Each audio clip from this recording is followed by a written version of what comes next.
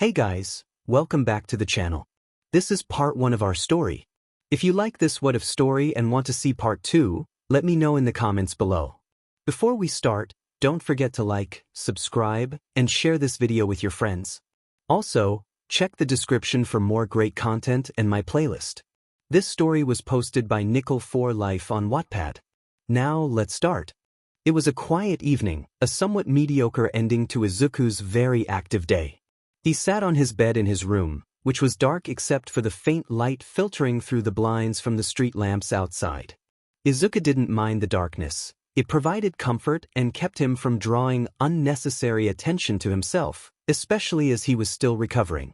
Carefully, he patched up his lightly bruised eye, a reminder of an encounter with Kaken's friends. As he took a painkiller, he muttered words of encouragement to himself, though they did little to quell the troubling thoughts that flooded his mind. On his bed, Izuku knelt and adjusted the patch on his face, covering the black eye he had received. He had some burns as well, but they were minor. The cruel voice in his head taunted him, reminding him of his perceived shortcomings. He shook his head violently, trying to dispel those thoughts. He refused to accept them, insisting to himself that he was not worthless or weak. Yet, the voice persisted, echoing his insecurities. Suddenly, a loud clank interrupted his self-loathing, causing him to freeze in mild fear. His mother was home, and he could tell she was in a bad mood. As footsteps approached his door, Izuku scrambled under his sheets, praying she would pass by. He dreaded facing her frustrations from the day, recalling that it was supposed to be a special occasion. The footsteps stopped, and silence filled the room for a moment. Izuku slowly exhaled, but then the door slammed open, and his heart sank. He was pulled from his bed by his mother, who was clearly upset, and dragged out of the room. Later, Izuku found himself back in his room, lying on the floor for about an hour before mustering the strength to take a bath. His body bore the marks of the day, with bruises and aches reminding him of his struggles. Staring into the bathroom mirror, he saw his tear-stained face and bit his lip to suppress his pain, tasting bullied in the process.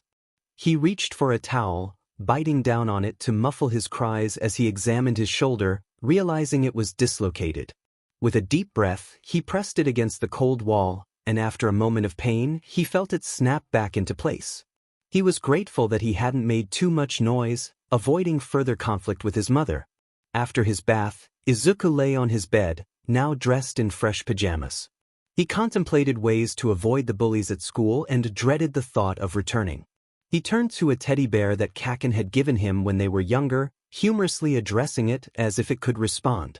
Despite the silence, he laughed at his own absurdity, trying to lighten his mood. As he spoke to the bear, he felt a wave of emotion wash over him, leading to tears. But he quickly composed himself, promising to take the bear out after school to check the traps he had set for squirrels. He chuckled at his own dark humor, imagining the scenarios he could create. The room fell silent again as he reflected on his mental state, dismissing the concerns that lingered. With a sigh, Izuku checked the time and slowly drifted off to sleep. The next day, Izuku left his home at 8 o'clock. After checking his reflection in the bathroom, he noticed that his eye was much less swollen, so he decided to go without a patch. He walked down the street, opting for an alley to avoid the main road where his bullies and classmates would be. Choosing a shortcut, he climbed a ladder at the side of a building.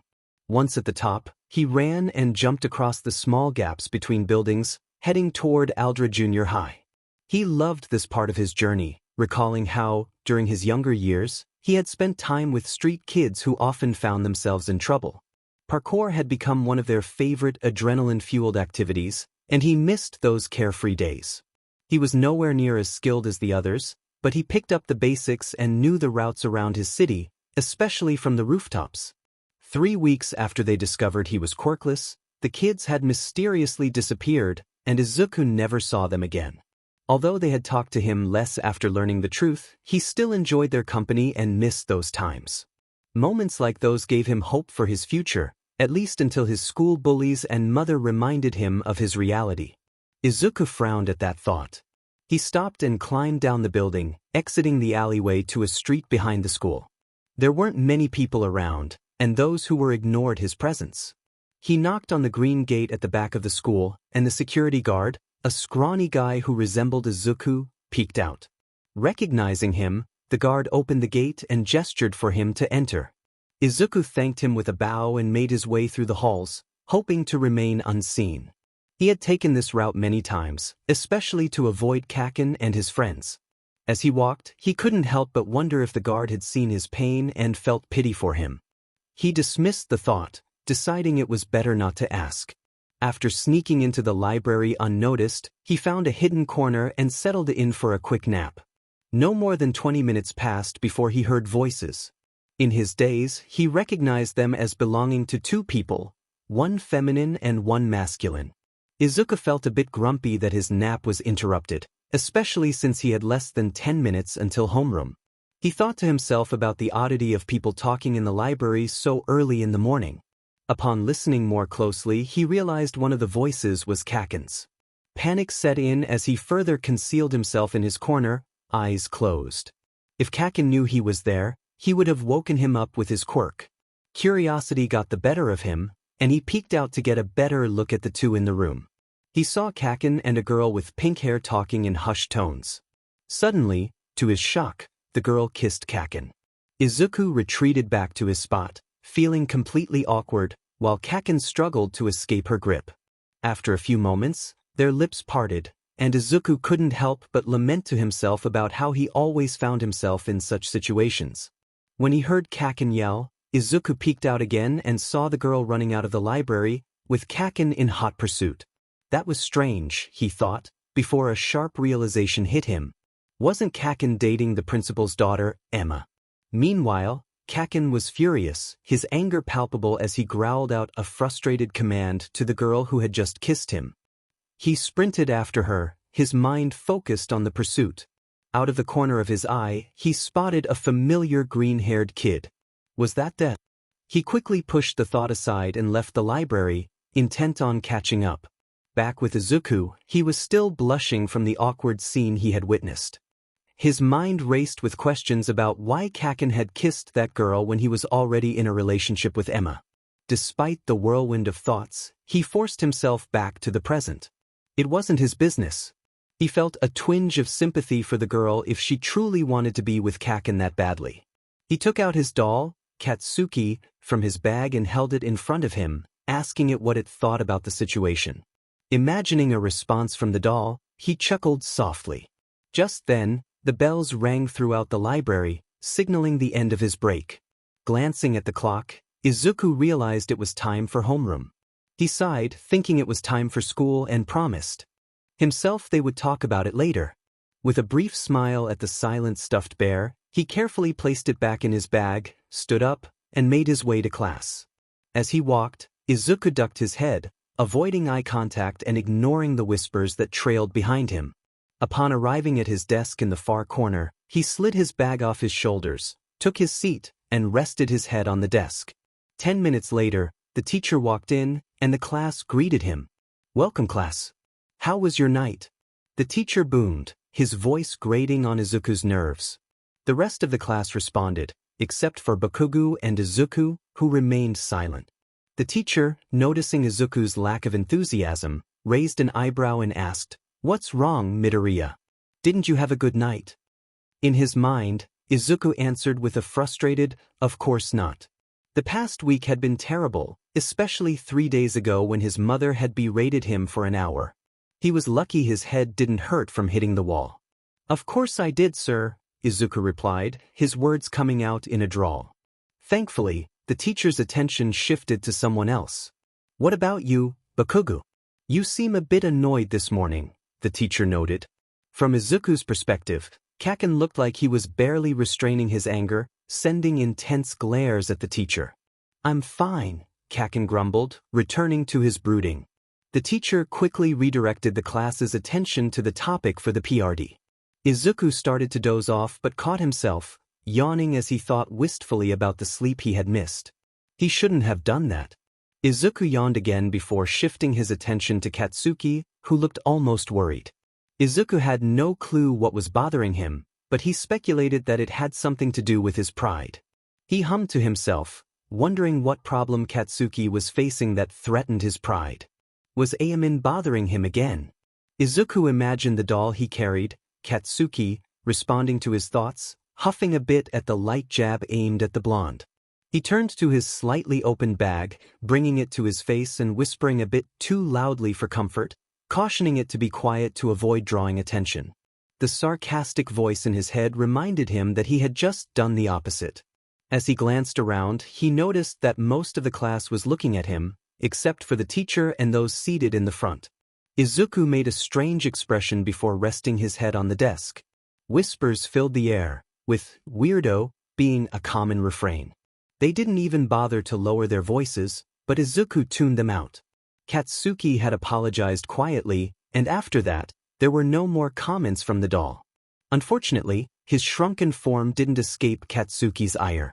𝗧𝗵𝗃 rolled his eyes, remarking that Izuku was acting strangely today, though he doubted it mattered to anyone. 𝗧𝗵𝗃 looked for Izuku's reaction, noting his sadness, but it was a tame response compared to what he used to say.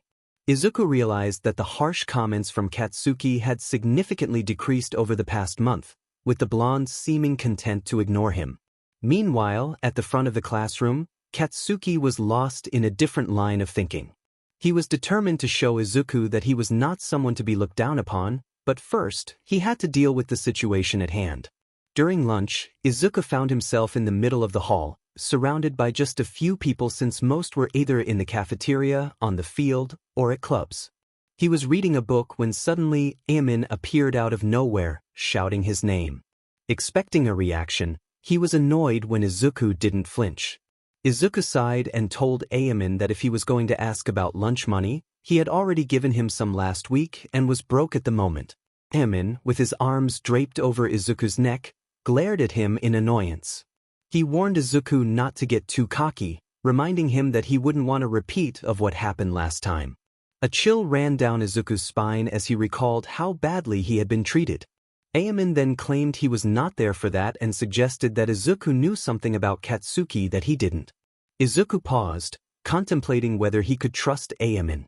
He realized that if he didn't answer soon, a painful afternoon awaited him. 𝗬𝗵𝗃 pressed on, insisting that Izuku's silence was a sign he had what he needed. With a deep sigh, Izuku revealed that he had seen 𝗧𝗵𝗃 kiss a girl that morning.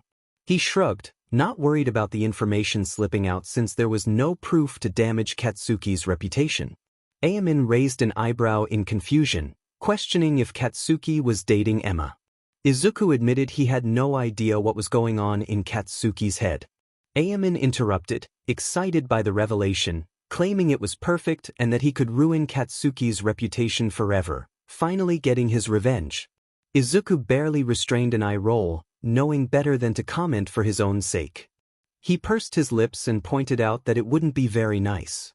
𝗬𝗵𝗃 was taken aback, questioning why Izuku always supported and stuck around 𝗧𝗵𝗃 despite everything he had done.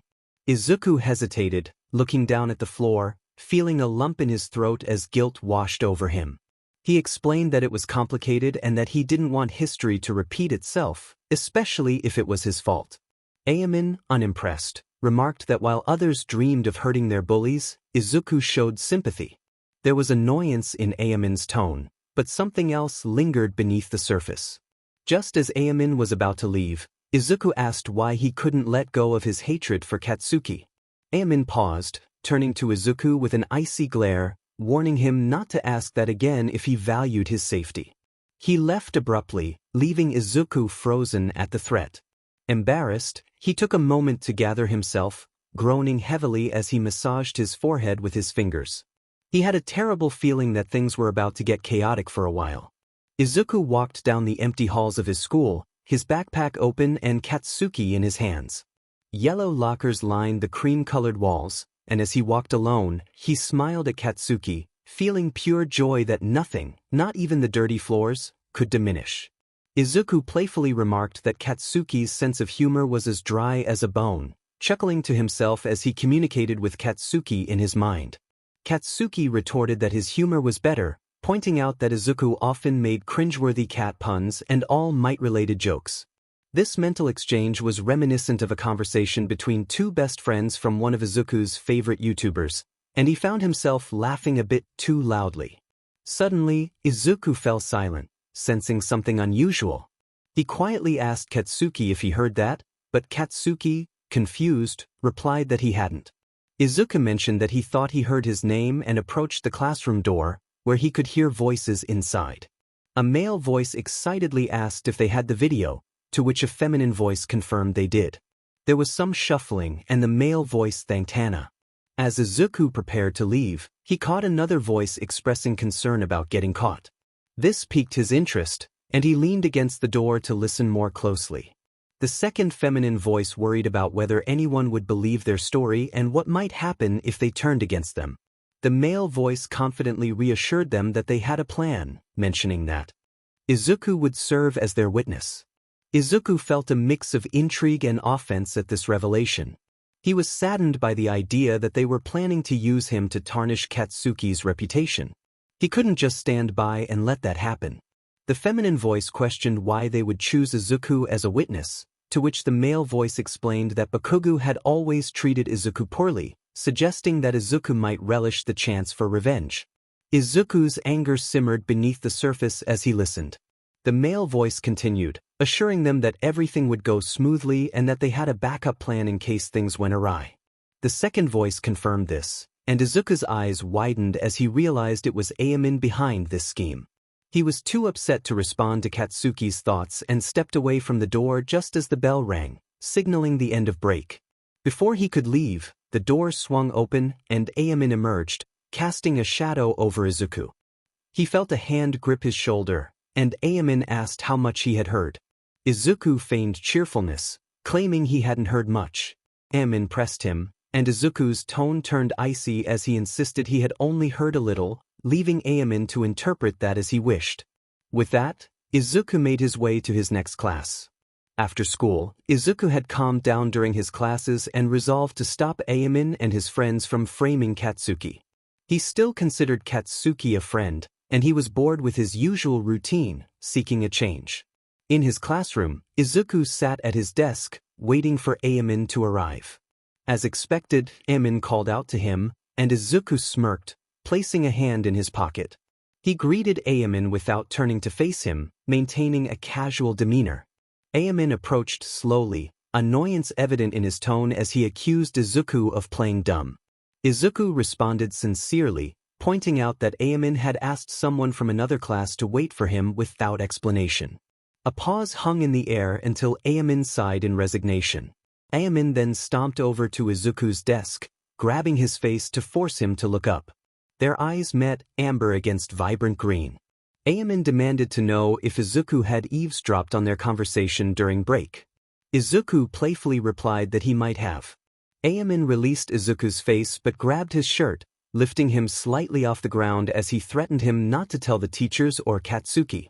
Izuku assured him he wouldn't dream of it.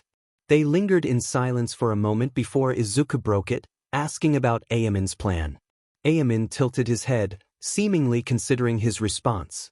Izuku admitted he had only caught snippets of their conversation. 𝗬𝗵𝗃 smirked, claiming it was all his idea and that he had convinced Hana and Emma to join him in the scheme. Hana had grown tired of Bakugo's rude behavior towards her. Emma, on the other hand, seemed ready to leave him for a wealthy guy she had met in the Shinjuku district of Tokyo. 𝗬𝗵𝗃 shrugged, noting that he couldn't blame her. He had seen a picture of the new guy, and he was quite handsome. Izuku was surprised that Emma would consider leaving Katsuki, especially since he had heard that Bakugo was mean to everyone except his girlfriend. It seemed likely that she wanted to exit the relationship without being the one to end it. The plan was for Hana to lure Bakugo into the library, kiss him, and have Emma record the whole thing. They intended to spread rumors, and when everyone sought answers, Izuku would post the video on the student's Snapchat. 𝗬𝗵𝗃 smirked, proud of the scheme. Izuku realized that their plan was not to get Bakugo suspended, as it might initially appear. Instead, they aimed to tarnish his reputation. This would give people a reason to dislike Bakugo, especially since Emma was popular and well-liked. It would likely lead to more fights for Bakugo, something he usually tried to avoid, making it harder for him to get into you. Izuku felt a spark of anger but kept it hidden. There was something he didn't understand. He looked at 𝗂𝗵𝗃 with curiosity and asked why he seemed puzzled when he mentioned Hana kissing Emma.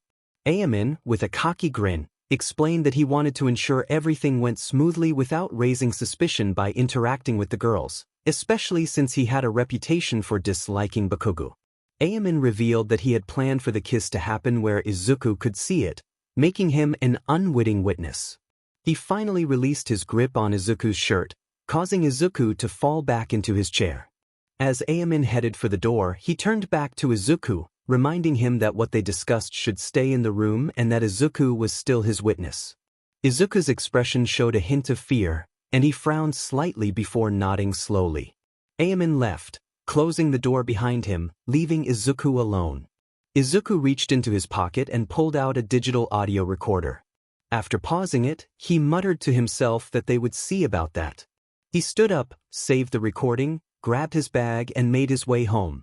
Meanwhile, Bakugo was walking down the road to his home, puzzled by the thought that he hadn't been mentioned in the chapter. Izuku was having a great day. His mom had come home late the previous night and was passed out, and he had just received his paycheck. These were all bonuses contributing to his good mood, especially since he had a plan against 𝗂𝗵𝗃 that was coming together perfectly. At the entrance of his school building, Izuku walked in with a bounce in his step. He opened his locker, placed his favorite red shoes inside, and took out his 𝗬𝗏𝗍𝗃, slipping them on. When he closed the locker door, he found 𝗂𝗵𝗃 leaning against the locker next to him. Izuku silently bid farewell to his peaceful morning. 𝗂𝗵𝗃 greeted him with excitement, which made Izuku groan. He asked what 𝗂𝗵𝗃 wanted, and 𝗂𝗵𝗃, with a mischievous tone, declared that today marked the end of Katsuki Bakugo's social life, and maybe more. Izuku managed to suppress his urge to slap 𝗂𝗵𝗃 and instead picked up his bag to leave. 𝗂𝗵𝗃 stopped him, placing a hand on his shoulder, warning him not to give them away.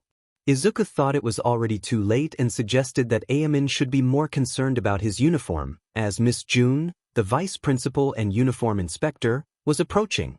𝗂𝗵𝗃 turned to see her coming and, startled, left without fixing his uniform. Izuku picked up his bag and headed to class, receiving a small nod from Miss June as he passed, though she looked quite dissatisfied. In class, Izuku sat at his desk with his bag on the table, containing Katsuki. He was not alone, as 6 of his classmates were there, but they paid him no mind. Just then, Izuku's phone beeped, prompting him to take it out and turn it on.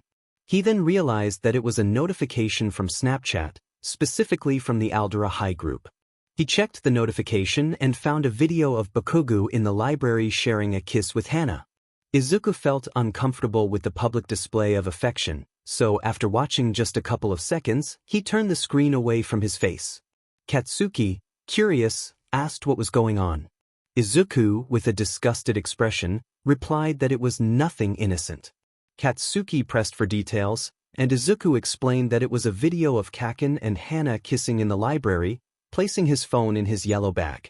Katsuki seemed to have a bored expression as he processed the information. Izuku sighed, acknowledging that this meant Kaken was indeed at school. Katsuki questioned how he could be so sure, and Izuku simply told him to watch. At that moment, half of the students in the class glanced over at him. Later, during lunch, Izuku sat in a corner of the cafeteria. He preferred this spot as it provided a good view of the happenings in the canteen, especially when his bullies approached. It was a place that was generally avoided due to a strict teacher's office on the other side of the wall, which discouraged noise. Izuku enjoyed his tamago sando while observing the large cafeteria, which resembled a school gymnasium. Rows of large tables were arranged in 5 columns, stretching from the entrance to a few yards from the food stands. The walls were white with the lower part painted blue. The tables closest to the walls faced the other columns instead of the food stands. Izuku sat in the last row on the left, where he could see Bakugo arguing with his friends. Bakugo felt a surge of anger as he stared at his 2 friends, who had been with him since he joined 𝗎𝗪𝗎. He could feel tension building in his hands. He had been trying to ignore the provocative comments stemming from the video 𝗂𝗵𝗃 posted, but it was getting to him. He knew the whole situation was planned. It was too convenient for someone to have captured the incident in the library if it had been empty. Although he initially suspected the nerd, he had overheard a conversation that solidified his doubts. Bakugo forced himself to calm down, realizing that yelling at his friends wouldn't help. They were trying to convince him that the video was fake, but he knew that would only damage his reputation further. With a sigh, Bakugo picked up his bag and left the cafeteria, trying to ignore the dirty looks from other students.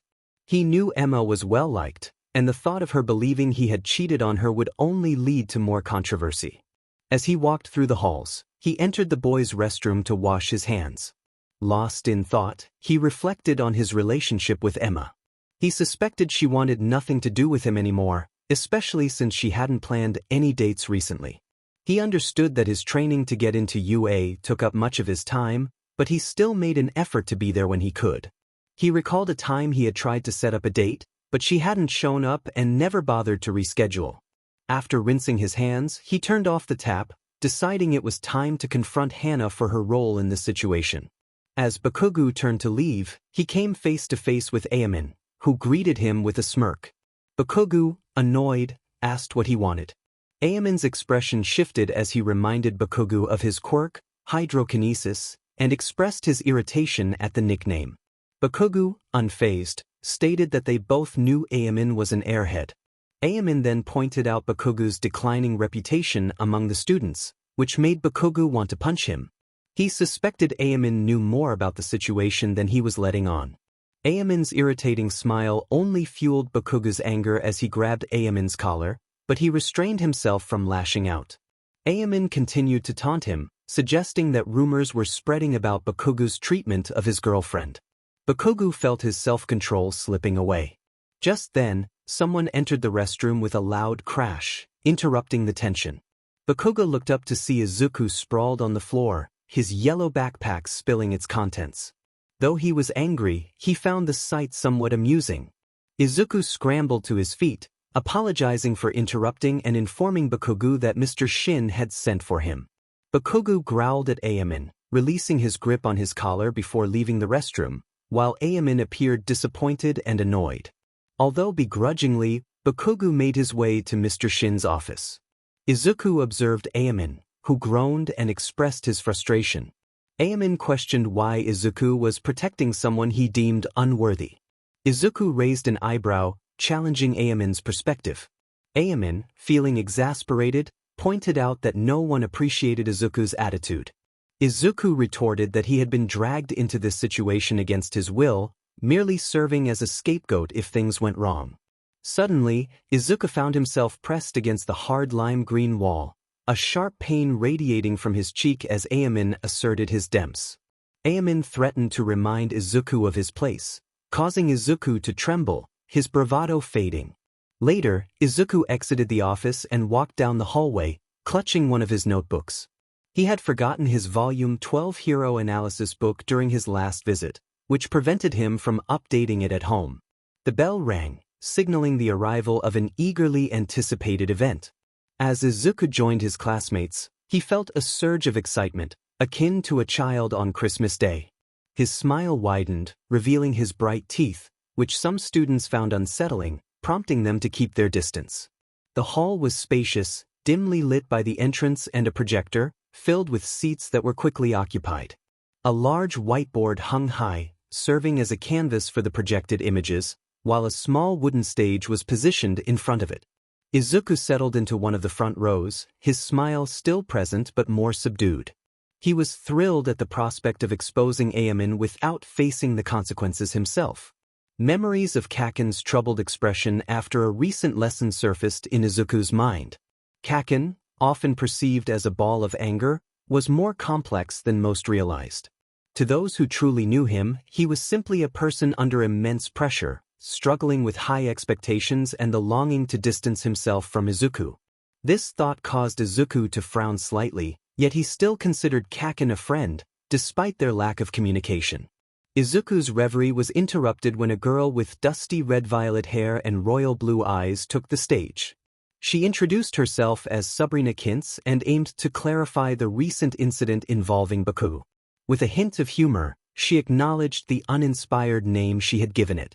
𝗧𝗵𝗃 explained that the video circulating was actually part of a well-orchestrated plan designed to provoke reactions while minimizing risk for the instigator. She revealed that Izuku had been used as an unwitting shield in this scheme. As she had the audience's attention, she recounted the events, identifying the girl in the video as Hana and displaying CCTV footage of 𝗬𝗵𝗃 confronting Izuku after school, with audio capturing 𝗬𝗵𝗃's confession. The reactions from the audience were intense. 𝗬𝗵𝗃 appeared frozen in shock, glaring at Izuku, who reveled in the moment as a form of revenge. Emma, though startled, maintained a calmer demeanor compared to 𝗬𝗵𝗃. Meanwhile, Hana was visibly distressed, grappling with the fallout of her ruined reputation, which only delighted Izuku further. Sabrina concluded her speech by revealing 𝗬𝗵𝗃 as the mastermind behind the incident, causing an uproar among the students. The atmosphere shifted dramatically as chaos erupted in the hall. He giggled to himself, a strange smile on his face, but everyone was too preoccupied to notice. After a few minutes, the teachers managed to calm the students and sent them back to class, as there were 3 more lessons until the end of the school day. As Izuku made his way back to class, he felt a sense of accomplishment. The chaos of the announcement in the hall had given him a thrill he couldn't quite describe, and strangely enough, he wanted more. Upon entering the classroom, Izuku was greeted by the chatter of his classmates. Although they gave him odd looks due to his unusually wide smile, he paid them no mind. Katsuki observed silently as Izuku entered the room. He felt a twinge of discomfort at the sight of Izuku's smile but chose not to express it. His gaze followed Izuku to his seat, and despite the number of people around him trying to get his attention, his mind buzzed with questions. Was Izuku involved in this? Did he do something Katsuki wasn't aware of? Had the teachers somehow included him? It was already suspicious that they had sent Izuku to call for him the other day. Plus, when he arrived, the teachers had little to say, making it feel like Izuku had used that as an excuse to leave before Katsuki did something reckless. Katsuki understood that the teachers didn't want him to ruin his reputation further, but why had they sent Izuku of all people? It frustrated him, and even worse, he felt a sense of indebtedness to Izuku, which only added to his irritation. Katsuki knew for a fact that Sabrina hadn't found out what had actually happened for a reason. Maybe he was overthinking it, and Izuku wasn't involved at all. He wasn't even credited by Sabrina. Although if he were his PR team, the teachers would likely have something to do with that. Katsuki was pulled back to reality by a snap of fingers from a classmate. He turned his attention to the source of the interruption. The classmate casually suggested they go to the arcade, but Katsuki dismissed the idea, reminding them about the upcoming tests and questioning where they would get the money. The classmate hinted that it was that time of month when Izuku had extra cash. Katsuki eyed him suspiciously, demanding to know what he was implying. The classmate smiled, finally getting Katsuki's full attention, and proposed they could confront Izuku after school to get some money from him. Katsuki cut him off, firmly refusing the idea. The classmate was shocked, as were others around Katsuki's table. He insisted he had better things to do than go to an arcade, especially with a test looming. Everyone around him fell silent. Katsuki continued, clearly annoyed, stating he needed to study or face consequences from the teacher. Just then, a teacher walked in, apologizing for being late due to a call from the principal and instructing the class to take out their books. Later, after school, Katsuki made his way through the hallway toward Class 5B. Once he arrived, he leaned against the door frame, frowning as he scanned the room for a certain girl with dusty red-violet hair. He soon spotted her at the far side of the classroom, surrounded by a group of classmates who were chatting with her. Katsuki straightened up and slowly approached Sabrina. As he did, he noticed her classmates muttering something that made her blush before they quickly left. A part of Katsuki was curious about why they had departed so suddenly, but most of him was relieved. Sabrina turned to him with a polite smile, asking what he needed. He requested a private chat, and she obliged, standing up from her desk. As they made their way out of the classroom, a few girls who had been around Sabrina approached them, teasingly asking if they were going somewhere together. Sabrina blushed slightly in embarrassment and insisted it wasn't like that. Katsuki, feeling annoyed, urged them to let Sabrina go if they weren't going to say anything important. He grabbed her hand and pulled her out of the classroom, eliciting squeals from the remaining classmates. Sabrina pulled her hand away, asserting that she could walk on her own, her tone hinting at annoyance. Katsuki scoffed but slowed his pace a bit. They found themselves in an empty hallway, as most students had cleared out to head home, leaving only a few behind for clubs. Sabrina asked what he wanted to discuss about Izuku, prompting a sigh from Katsuki. He probed her about how she had discovered he hadn't cheated on Emma with Hana. Sabrina's eyes widened in surprise, and Katsuki, irritated by her silence, continued. He expressed his frustration, feeling his palms grow warmer. He needed to calm down. Finally, Sabrina broke her silence, complimenting his intelligence while teasing him about his hair color. Katsuki was furious, not caring that she was the most popular girl in school. If she continued, he would lose his temper. Sabrina, unfazed by his outburst, continued with a playful tone, revealing that she hadn't witnessed the events herself but that Izuku had been the one to uncover the truth. 𝗂𝗵𝗃 intended to use Midoriya as a witness to the incident that had occurred. He planned to blame Midoriya if things went awry, a strategy that Sabrina found somewhat clever. She lamented that such intelligence was wasted on trivial schemes. During this time, 𝗂𝗵𝗃 had coerced Midoriya into joining him, but Midoriya had recorded their conversation and sent it to Sabrina, explaining the situation. Sabrina had then forwarded the recording to Principal Mr. Kanji. This had happened the day before yesterday. Mr. Kanji had called both of them that morning to arrange a presentation for later that day. Midoriya had shared the details of the incident, and the teachers had advised them to remain quiet and refrain from discussing the video until the presentation. Sabrina concluded her story, feeling a bit giddy as if they had been on a mission. Bakugo was deep in thought, having remained silent throughout Sabrina's recounting. He was uncertain about how to feel regarding everything, particularly about Midoriya being a key reason his name had been cleared.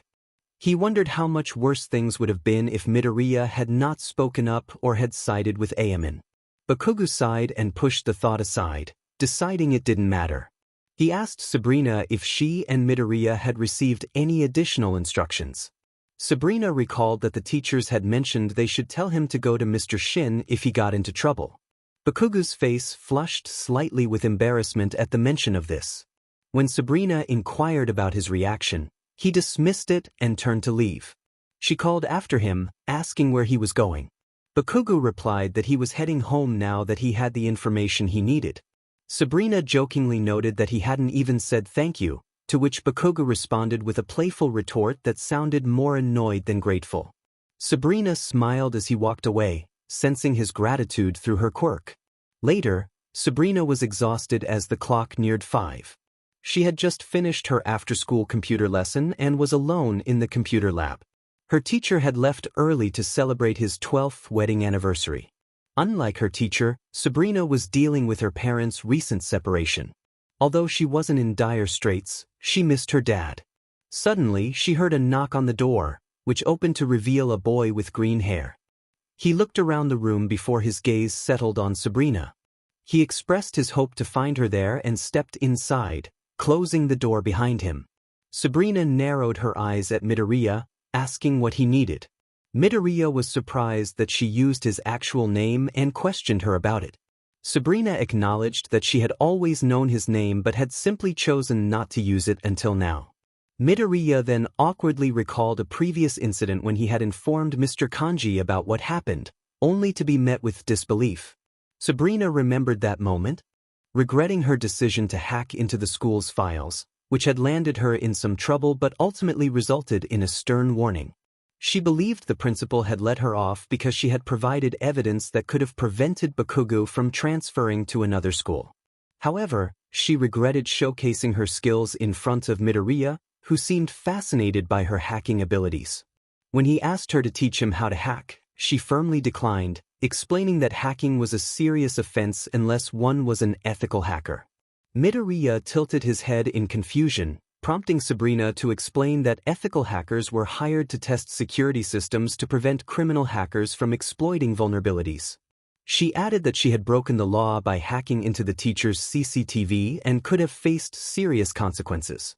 Sabrina expressed her concern for Midoriya, stating that she would never allow a schoolmate to suffer such a fate. Midoriya was taken aback by Sabrina's apparent concern, feeling insulted yet more determined to change her mind. He proposed a deal, suggesting that if he revealed the identity of Charles's second boyfriend, she might reconsider teaching him. Sabrina's interest piqued at this, but she quickly dismissed his claim, insisting that Charles was cheating on Harry. Clearly wanting more than just a taste of the juicy tidbit Izuku had shared, Sabrina's curiosity was piqued. She expressed her excitement, urging him to reveal more details. Izuku playfully denied her request, but Sabrina persisted, warning him in a light tone that if he told anyone she had taught him, it wouldn't be amusing. He assured her that his lips would be sealed, mimicking a zipping motion in front of his mouth. With stars practically shining in her eyes, Sabrina eagerly asked him to share the information. Izuku began to whisper something into her ear, and a satisfied smile spread across her face as she absorbed the intriguing details he revealed. Izuku mentioned that he had even more fascinating stories that spanned from the distant past to potential futures, which made him smile widely. He knew that Sabrina saw him as a repository of others' secrets, and she was eager to learn more. She then inquired about when the hacking lessons would begin, aware of the silent agreement between them. Sabrina urged him to be patient, explaining that before they could start, he needed to learn how to read computer languages and code. She listed the steps he needed to take, including choosing ethical hacking tools before moving on to anything else. Izuku shrugged, thinking it didn't seem too difficult, but Sabrina's laughter startled him. She grinned, implying that he had no idea what he was getting into. After she calmed down, they exchanged numbers, and she promised to text him that night. Izuku returned home, satisfied with how the day had unfolded. He felt content that the incident with Bakugo had led to collaboration with Sabrina, gaining her trust and the promise of hacking lessons. Today might just be the best day he had ever experienced. Meanwhile, Bakugo had just finished his session at the gym and was making his way home, his mind occupied with recent events. As he walked along a bustling street, the noise helped muffle his overwhelming thoughts. Out of the corner of his eye, he noticed what appeared to be an assault in an alleyway, where 3 young men confronted a middle-aged woman who was clearly outnumbered. Though her cries for help were drowned out by the crowd, Bakugo heard her and made a quick decision. Without thinking, he ran into the alley, his body moving on instinct. As he entered, he called out to the assailants, demanding they back off. One of the attackers, with a lizard-like appearance, dismissed him casually, while the others continued to intimidate the woman. Anger surged within Bakugo as he clenched his fists, realizing they viewed him as no threat. Without hesitation, he prepared to launch an attack, but suddenly felt something wrap around him, immobilizing him mid-air. Confused, he looked around to find himself cocooned in a scarf. The same fate befell the attackers, while the woman remained unharmed. A deep voice echoed through the alley, commenting on the chaos the 4 had caused. Bakugo turned his head slightly to see a man with long black hair and matching dark eyes, dressed in a black overall with a gray belt and scarf. As he observed the scene, Bakugo realized that the man's scarf was responsible for restraining him and the others. Though he didn't recognize the man, it became clear that he was likely a hero, given the situation. A part of Bakugo felt relieved that a hero was nearby, but that also meant the hero believed he was part of the group. Desperate to explain his involvement, Bakugo attempted to create a small explosion in his right palm to catch the hero's attention, but nothing happened. Concerned and confused, he wondered what had gone wrong with his quirk, which had been fine just a minute ago. A voice snapped him out of his thoughts. The man with red eyes glared menacingly at him, then turned his gaze to the others he had captured.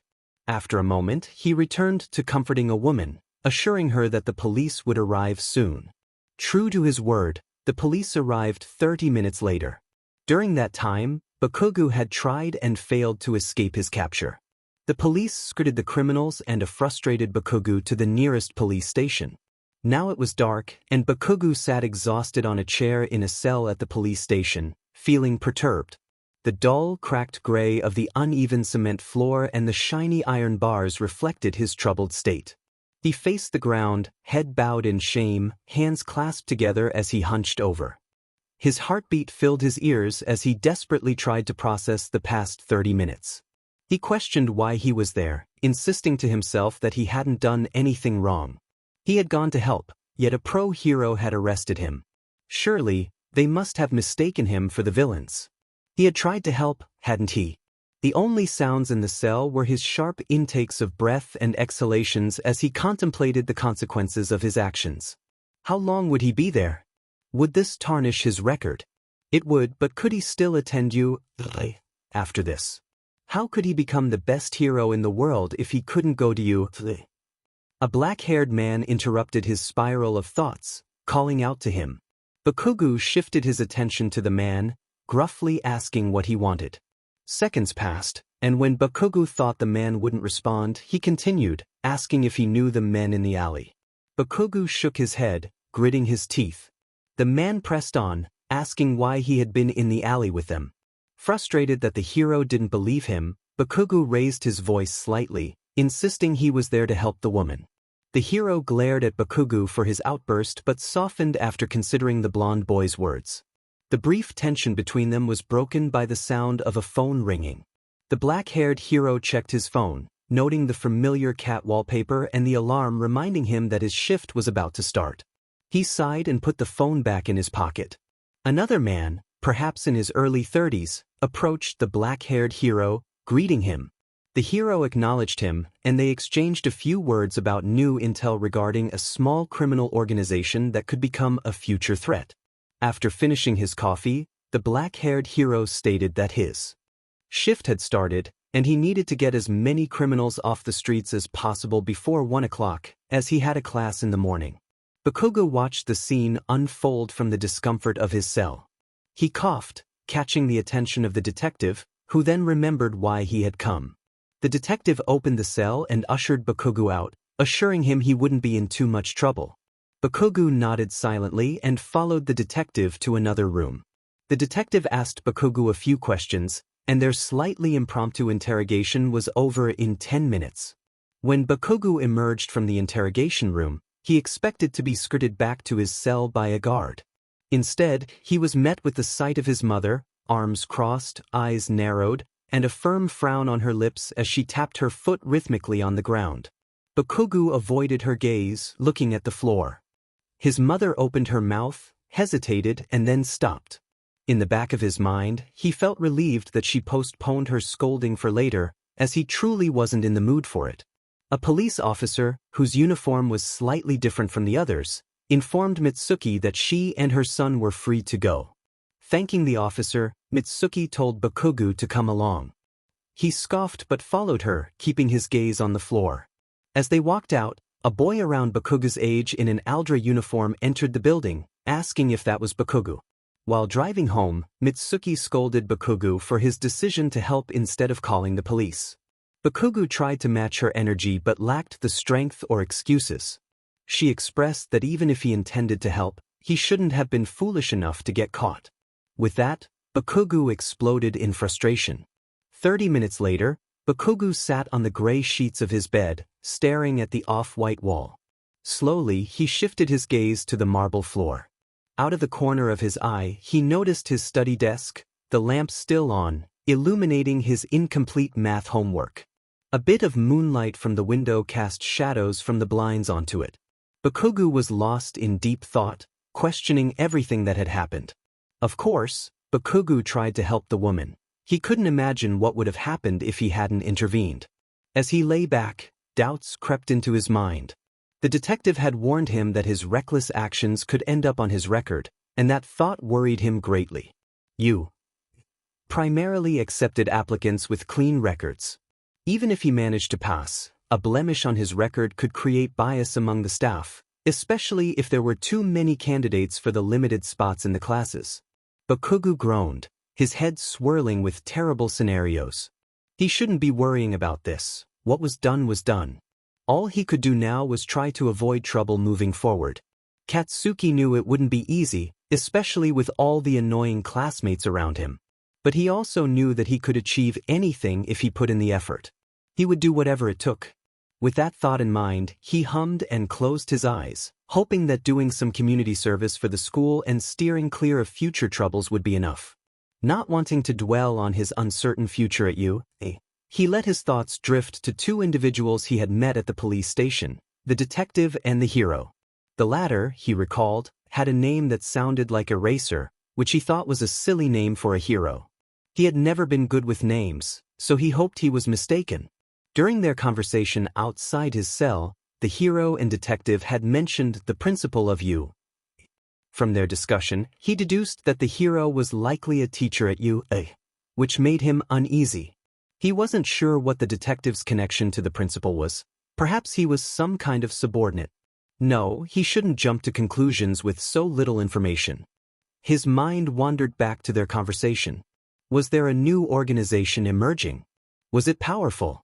Was that what had the heroes on edge? It seemed unlikely. Japan had been peaceful in recent years, with no major incidents or villain attacks reported in months. Yet, the hero had sounded as if they had been tracking this organization for a while, suggesting it was not weak. Would this pose a threat? Probably not, but the hero had mentioned a commitment to fighting criminals instead of gathering more intel. There could be several reasons for that. Perhaps he was a frightened hero taking on the tasks of smaller heroes because there were too many criminals on the streets. Or maybe his superiors had instructed him to focus on the criminals so that others could handle the organization. All but the first scenario seemed unfortunate for the hero. Should he help? He could take out a few bad guys to lighten the hero's load, allowing him to join in on defeating the organization. Katsuki furrowed his brows at the foolishness of that thought. Doing so would mean he had learned nothing from today. Besides, even if the third possibility for the hero's situation was true, he would be risking a lot for nothing. Yet, it would give the hero more time to investigate the organization, and he could keep an eye out for it too. Plus, the idea of going out at night to confront wannabe villains and criminals did sound appealing. Bakugo shook his head, trying to dispel the foolish idea. He would be putting his nearly flawless record for 𝗧𝗼𝗍 on the line. But that would only happen if he got caught, and he wouldn't be foolish enough to make the same mistake twice. When Bakugo had stood up for the woman being assaulted hours earlier, he had felt a rush of something indescribable. It felt good, right? And he wanted to experience that feeling again, even if it came at the cost of his future. He knew he was better than this. He understood how risky being a vigilante could be.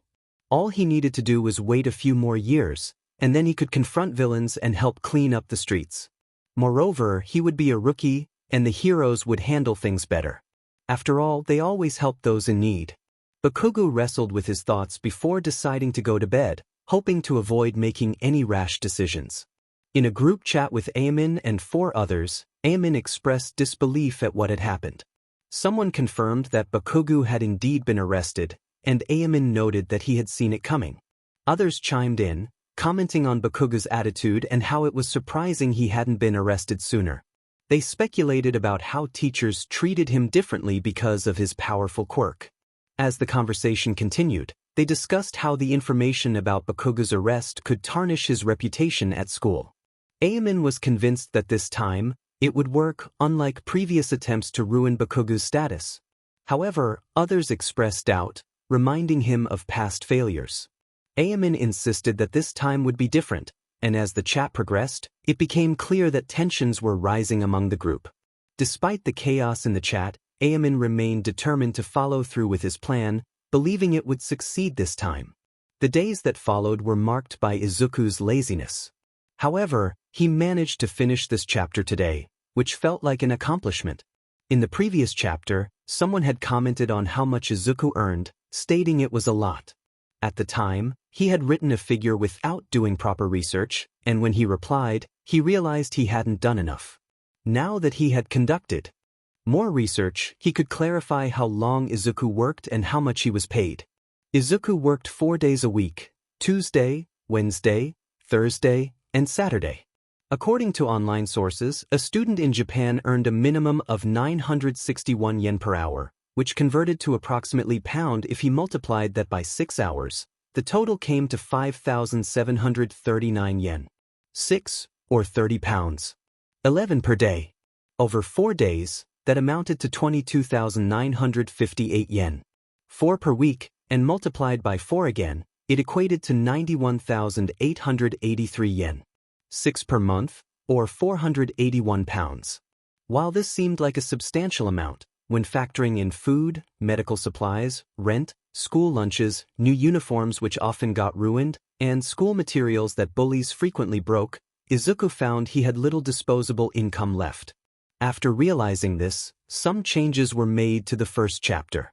New characters were introduced, as it seemed readers enjoyed the school drama, prompting the decision to create more of it. Originally, there wasn't going to be a second dramatic plot against Katsuki, but it appeared to be what the audience wanted.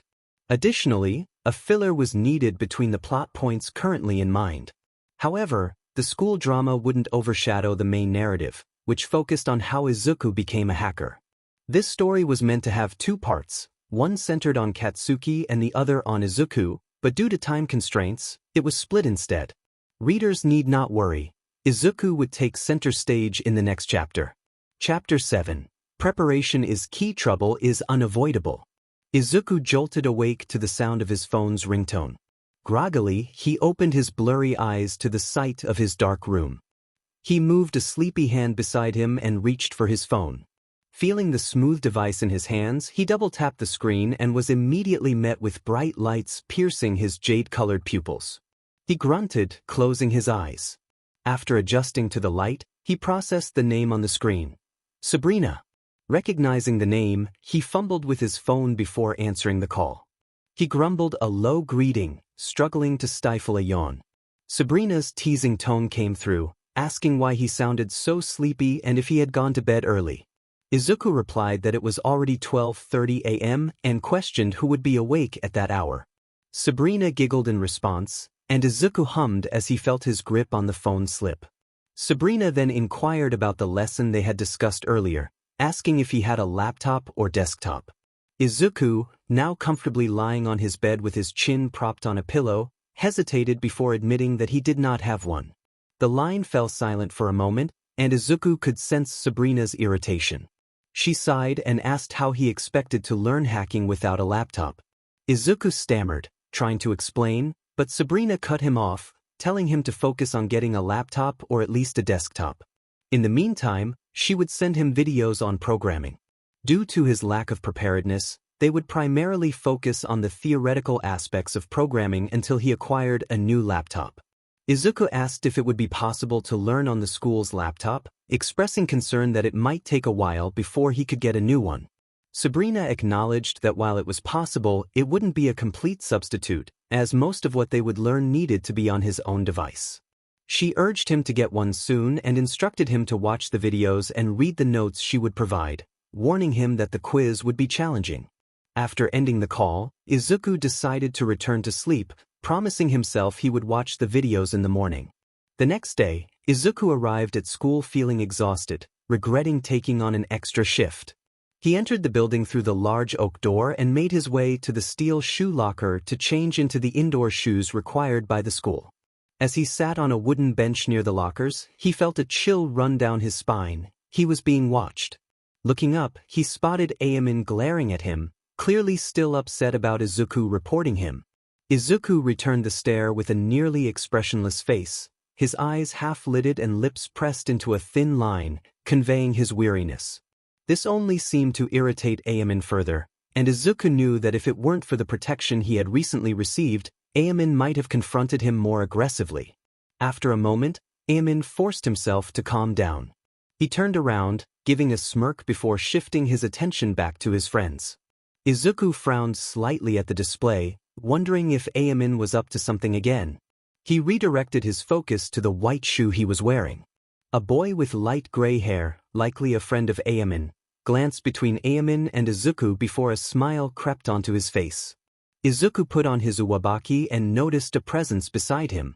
A cheerful voice introduced itself, saying that he must be the Deku 𝗂𝗵𝗲 wouldn't stop talking about, and that his name was Vlad. Izuku quickly stood up, feeling his usual sass and attitude vanish in an instant. He introduced himself politely, asking if there was something Vlad needed. The gray-haired boy mumbled something that made Izuku frown internally, unsure of its meaning. Vlad continued, saying he just wanted to say hello and confirmed that Izuku was 𝗂𝗵𝗲's old friend. This made Izuku frown again, as he didn't appreciate being labeled as such. He corrected Vlad, stating that his name was Izuku and asked if he was new. Vlad confirmed he had just arrived that day and that 𝗂𝗵𝗲, his friend outside of school, was showing him around. Izuku tried to respond positively, but inside he felt little interest in Vlad's story. He excused himself and started to walk away, but Vlad stopped him by placing an arm around his shoulder, causing Izuku to flinch. Vlad reassured him he wouldn't get hurt, but Izuku couldn't shake the feeling of unease. Vlad leaned in closer, whispering that 𝗂𝗵𝗃 didn't like Izuku very much, especially now, and he knew Izuku was aware of this too. Izuku froze, turning to see Vlad grinning widely, his eyes crinkling shut. Vlad had short, neat black hair styled flamboyantly, with two small antenna-like strands poking up above his head. Vlad then offered to help Izuku, revealing that he wanted something in return. Izuku narrowed his eyes as Vlad handed him a piece of paper with his number, suggesting they could discuss the details later. Vlad stepped back, calling Izuku 𝗵𝗃𝗄 before joining 𝗂𝗵𝗃 and his friends. Izuku was taken aback but couldn't help but think that Vlad's sudden appearance was impressive. Meanwhile, Bakugo sat at the back of his classroom with his usual group of friends, listening to their chatter while feeling tired. He regretted sneaking out the previous night, even though he had enjoyed confronting a wannabe villain. He reflected on his own strength, realizing he couldn't handle the criminal alone without the help of a pro hero. Bakugo felt a determination to improve his physical and combat skills, recognizing his own weaknesses. His friends teased him about his glare, but Bakugo brushed them off. The classroom door opened, and 𝗂𝗵𝗃 entered with a group of 3, causing tension to rise as Bakugo and 𝗂𝗵𝗃 exchanged glares. 𝗂𝗵𝗃 mocked Bakugo's presence, to which Bakugo retorted with a growl, escalating the tension further. Izuku entered the classroom, sensing the charged atmosphere. He murmured to himself, feeling exasperated. Vlad, seemingly unaware of the situation, commented on Bakugo's appeal, which drew gasps from the class. Bakugo slammed his hand on the table, his expression furious, small explosions crackling in his right hand. Just then, the teacher arrived, easing the tension slightly, though it lingered as Vlad smirked knowingly at Bakugo throughout the lesson. Izuku felt the urge to confront Vlad, especially after the tension from his earlier encounter with 𝗂𝗃.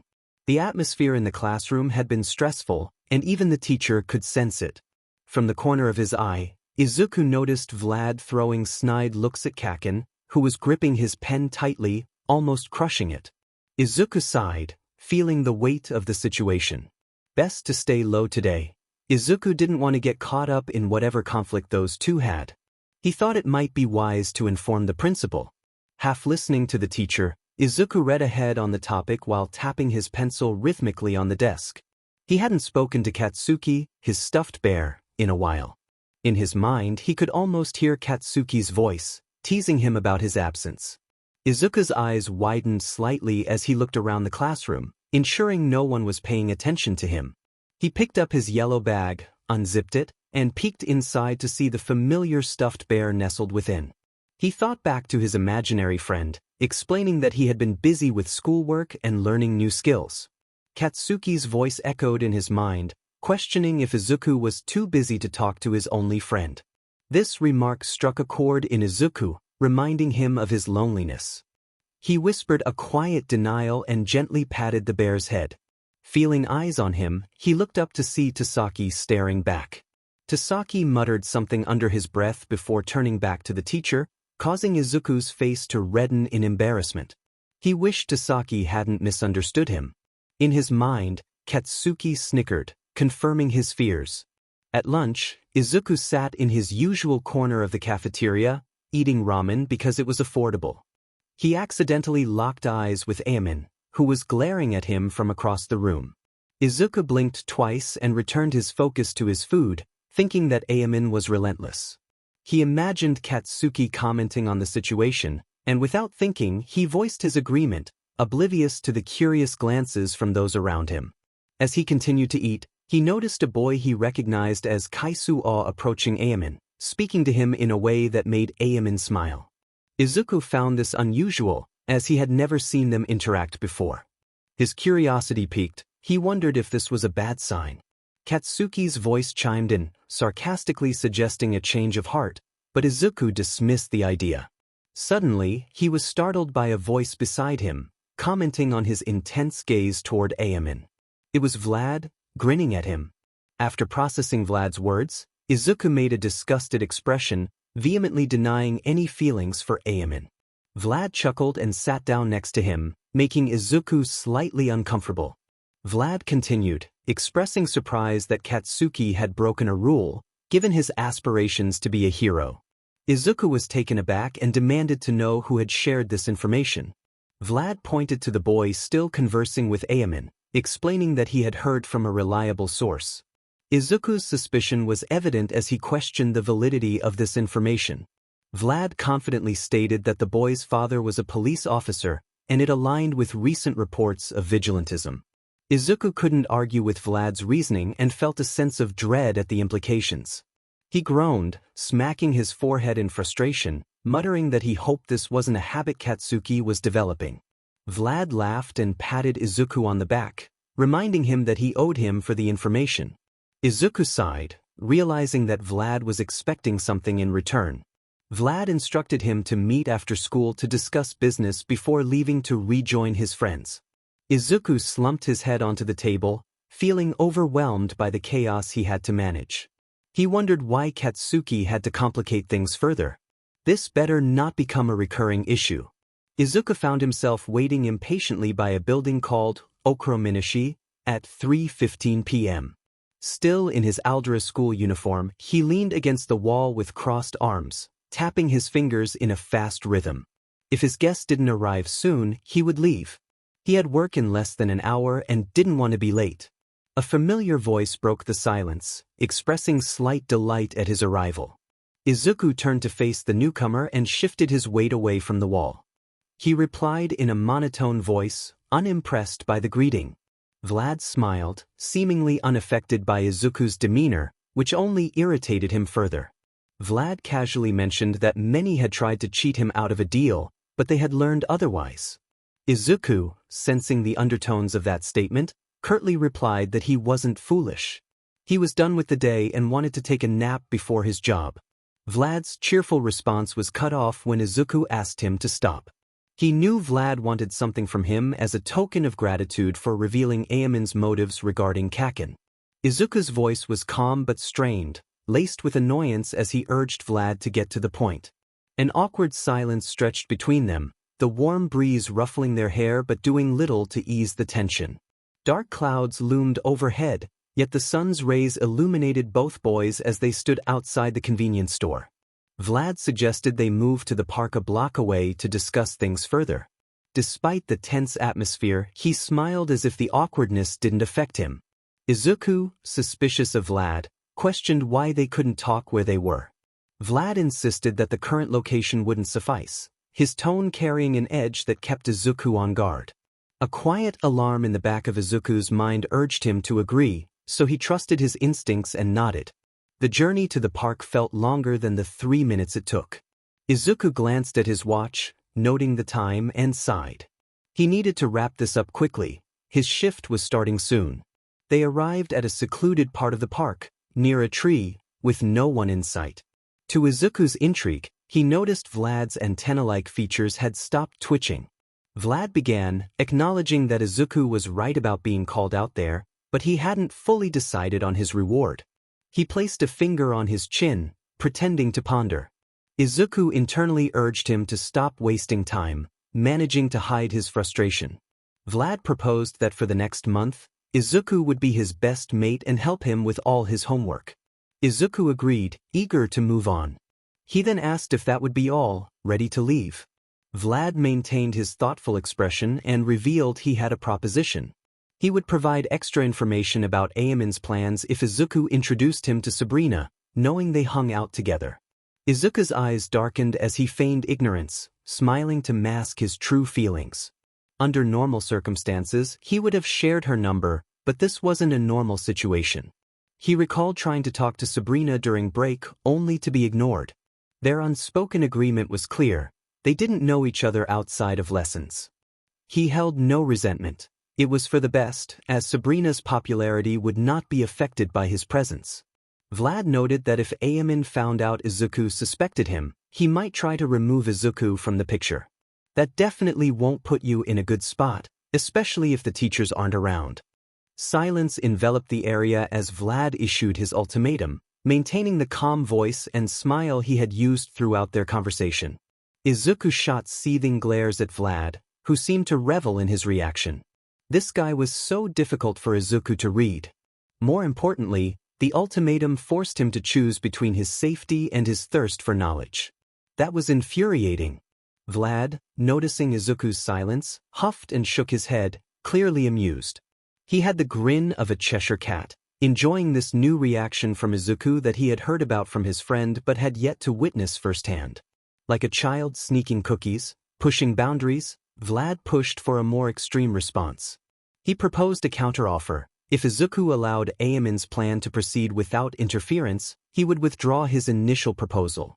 Izuku froze, his head snapping up in bewilderment at the crazy and nearly impossible proposition Vlad had laid before him. Little did he know, Vlad wasn't finished. If Izuku refused, Vlad threatened to share the news about the golden student, complete with ample evidence. With that, Vlad casually pulled out his phone and played a video of 𝗵𝗃𝗲 sitting quietly in a cell. The video quality was poor, but it was clear that 𝗵𝗃𝗲 was lost in thought, lacking any social awareness at that moment. Izuku's expression shifted from frozen shock to anger as he glared daggers at Vlad, realizing he was being toyed with. Vlad continued, his twisted glee evident as he taunted Izuku about the evidence he had. Suddenly, Izuku lunged for the phone in Vlad's hand, but Vlad dodged with lightning reflexes, as if he had anticipated Izuku's move. Despite Izuku's efforts, he was quickly disarmed, his arms pinned firmly behind his back against the tree they stood next to. Vlad covered Izuku's mouth, his grip unyielding, reminding him that he was stronger and quicker. Izuku squirmed against the tree, struggling to escape Vlad's grasp. His muffled words were silenced by Vlad's hand.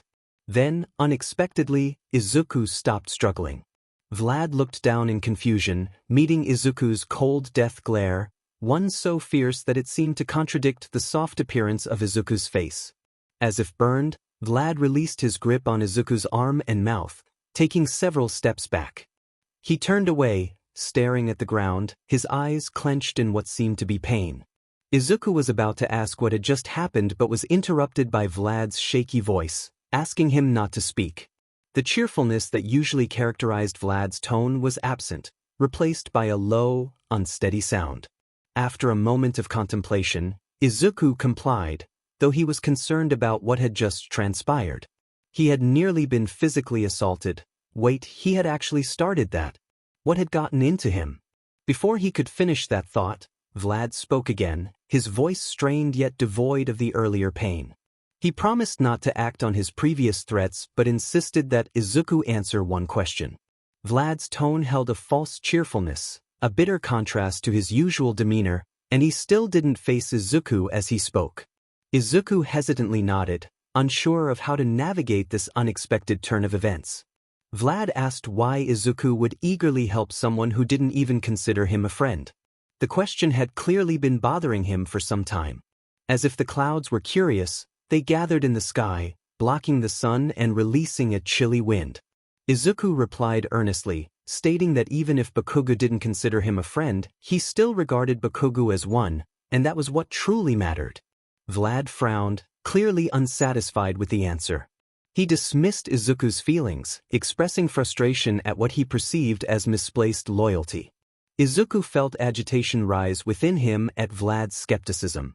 He insisted that his feelings were valid and questioned how his opinion could be wrong. Vlad, visibly frustrated, argued that Izuku's loyalty was wasted on someone he deemed a villain. Izuku shouted back, defending 𝗵𝗃𝗲, sending a heated glare at Vlad, who winced but held his ground. Vlad recounted the past, reminding Izuku of the hurt 𝗵𝗃𝗲 had caused him over the years, questioning what had happened to their previous alliance. Izuku glowered in silence, his hands clenched into fists. He had no response, as Vlad's words rang true, highlighting the painful reality of his thoughts and the disappointment that all might would undoubtedly feel. Izuku stood silently, simmering in his anger. He felt frustration directed at 𝗂𝗵𝗲 for revealing certain things to Vlad, irritation at Vlad for being in this situation, and disappointment in himself for having no words to express his feelings. Vlad's voice was laced with anger as he questioned Izuku, wondering how he could remain silent after being saved. Confused, Izuku began to respond, but before he could finish, the sounds of chaos erupted around them. Screams, fighting, and the unmistakable noise of a villain attack filled the air. Both Izuku and Vlad turned toward the source of the commotion, which came from the direction of the 𝗧𝗵𝗲 shop they had once frequented. Vlad, unfazed by the unfolding spectacle, remarked that he had been wondering when the action would begin. Izuku, however, felt a surge of panic as a massive, monstrous figure appeared, battling against some well-known pro-heroes. Vlad explained calmly that he had brought them away from the chaos before the villain arrived, ensuring they wouldn't be caught in the crossfire. He reassured Izuku that the fight wouldn't come their way. As explosions echoed and smoke billowed into the sky, Vlad pointed toward the ongoing battle, indicating that it would likely continue until sundown, lamenting that the buildings would be reduced to rubble. Izuku followed Vlad's gesture in shock and horror, realizing that if the city block was destroyed, it would mean the end of his livelihood. He could feel the weight of stairs on his back, but he pushed the feeling aside. He had to act. He couldn't allow the villain to wreak havoc on the city. Driven by desperation, he ran, each step fueled by the urgency of the situation. Raindrops began to fall from the darkening sky, but he ignored them, his mind repeating the mantra that he had to stop the destruction. Suddenly, amidst the haze of panic, he felt a firm grip on his wrist, halting his frantic movement. Later, Izuku found himself in the school's computer room, nearly soaked to the bone, with Sabrina enthusiastically explaining how the computers worked. However, his mind wandered far away, preoccupied with thoughts of what he should have been doing, working at the local cafe, making coffee, and listening to his colleague complain about the job.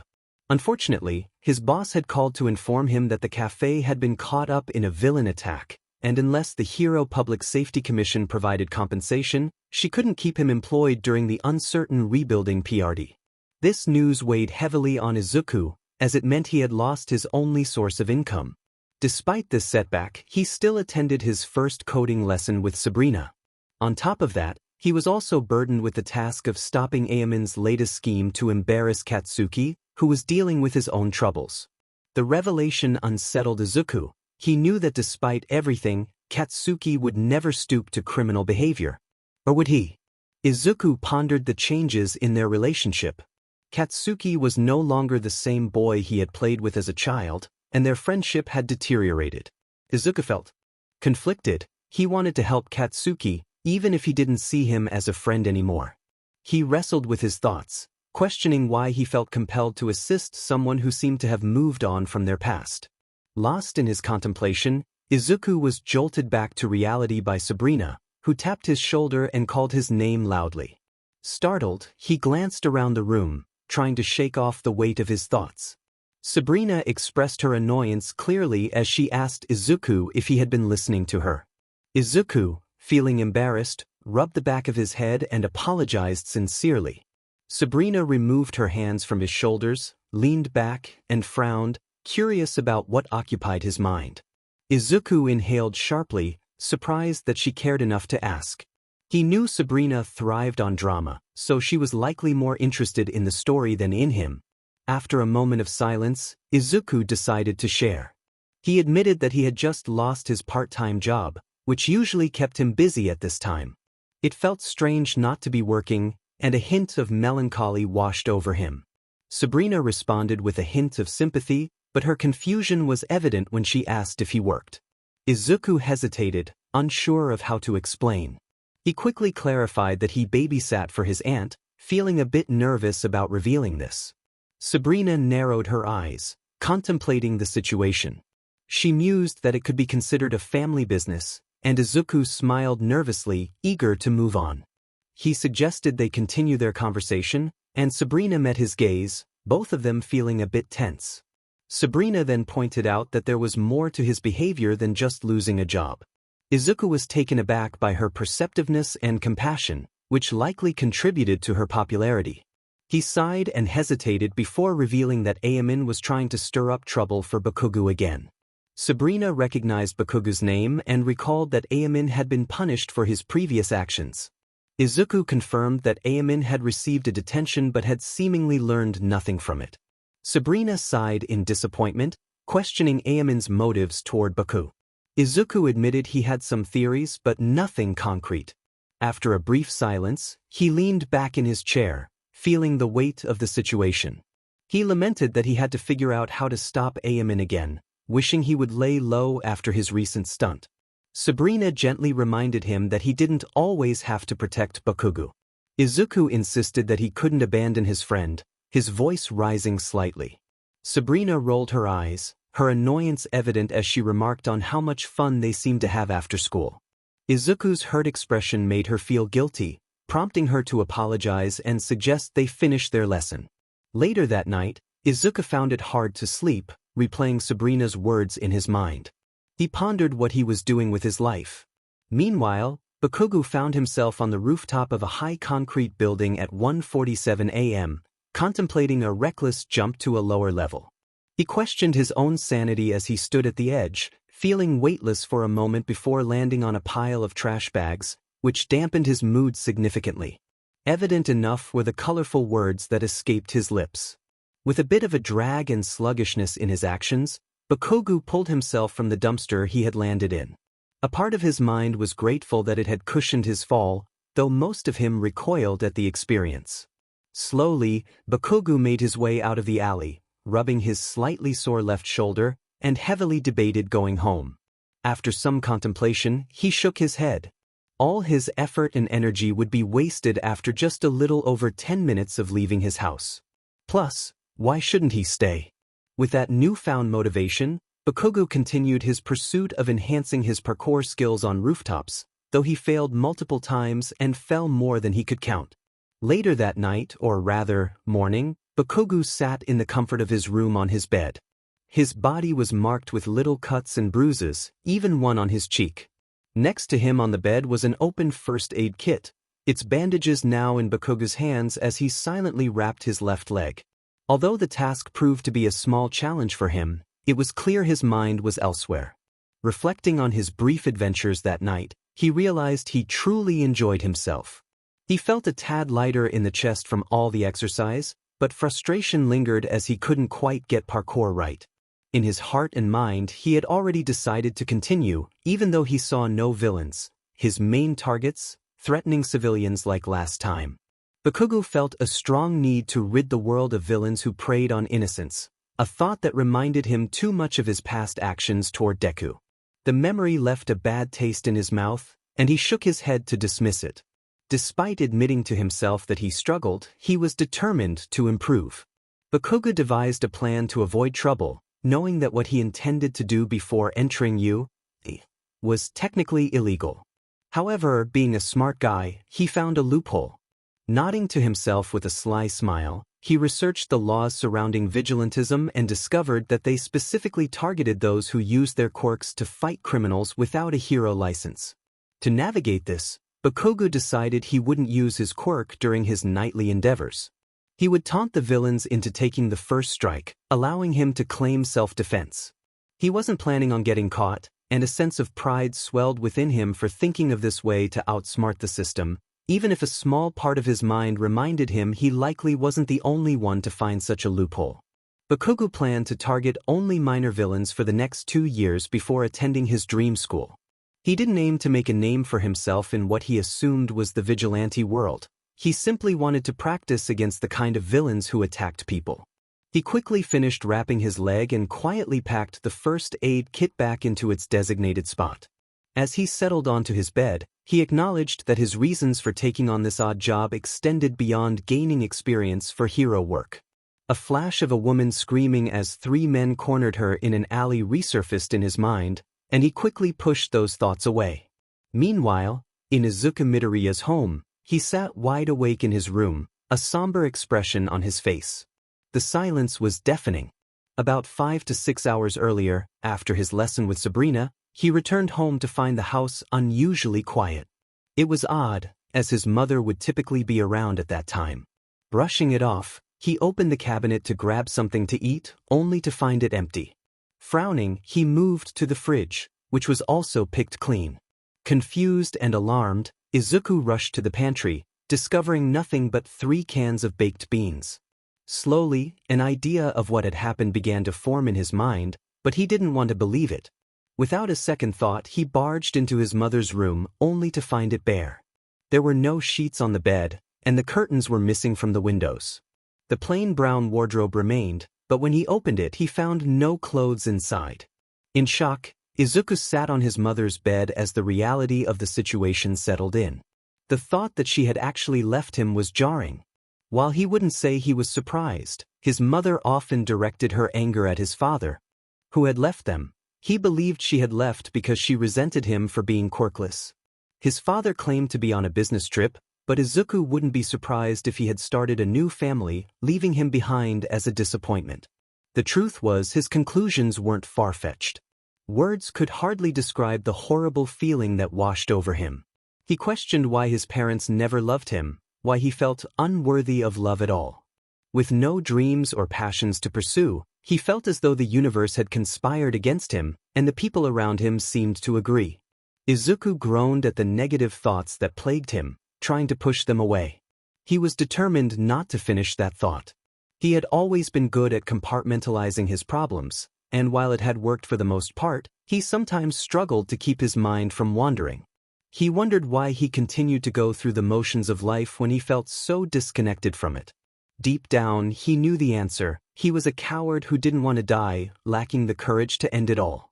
Like all the others, Izuku lay silently on the bare bed of his mother, who had once loved him long ago. Dark thoughts continued to plague his mind for hours. The phone rang, breaking the silence. Izuku almost missed the third call when he finally found the strength to pull his phone and answer. He muttered a sleepy greeting, barely stifling a yawn. A familiar, slightly loud and feminine voice responded, teasing him about being up past his bedtime. Izuku hummed in response, another yawn overtaking him. Sabrina pressed on, insisting that she needed answers to her questions. She asked how the search for new laptops was going. Izuku groaned at the reminder of his recent job loss due to a villain attack, realizing it would be difficult to save up for a new one in time for their next session. To his surprise, his voice sounded raspy, but he hoped Sabrina wouldn't notice. Sabrina suggested he ask his parents for help, but Izuku cringed at the thought, explaining that they would say no. When she pressed him about whether he had asked them, he quickly replied that there was no point. He softly admitted that he couldn't ask his mother, even if he wanted to. After a moment of awkward silence, Sabrina asked if his mother would mind if he got a computer for himself. Izuku perked up at the question, admitting he didn't think she would mind. Sabrina then revealed that they were meeting her cousin the next day to get a new laptop, specifically for his classes. Izuku felt a rare rush of joy, tears pooling in his eyes, but he fought to keep his voice steady. Curious about Sabrina's motivation, he asked why she was helping him.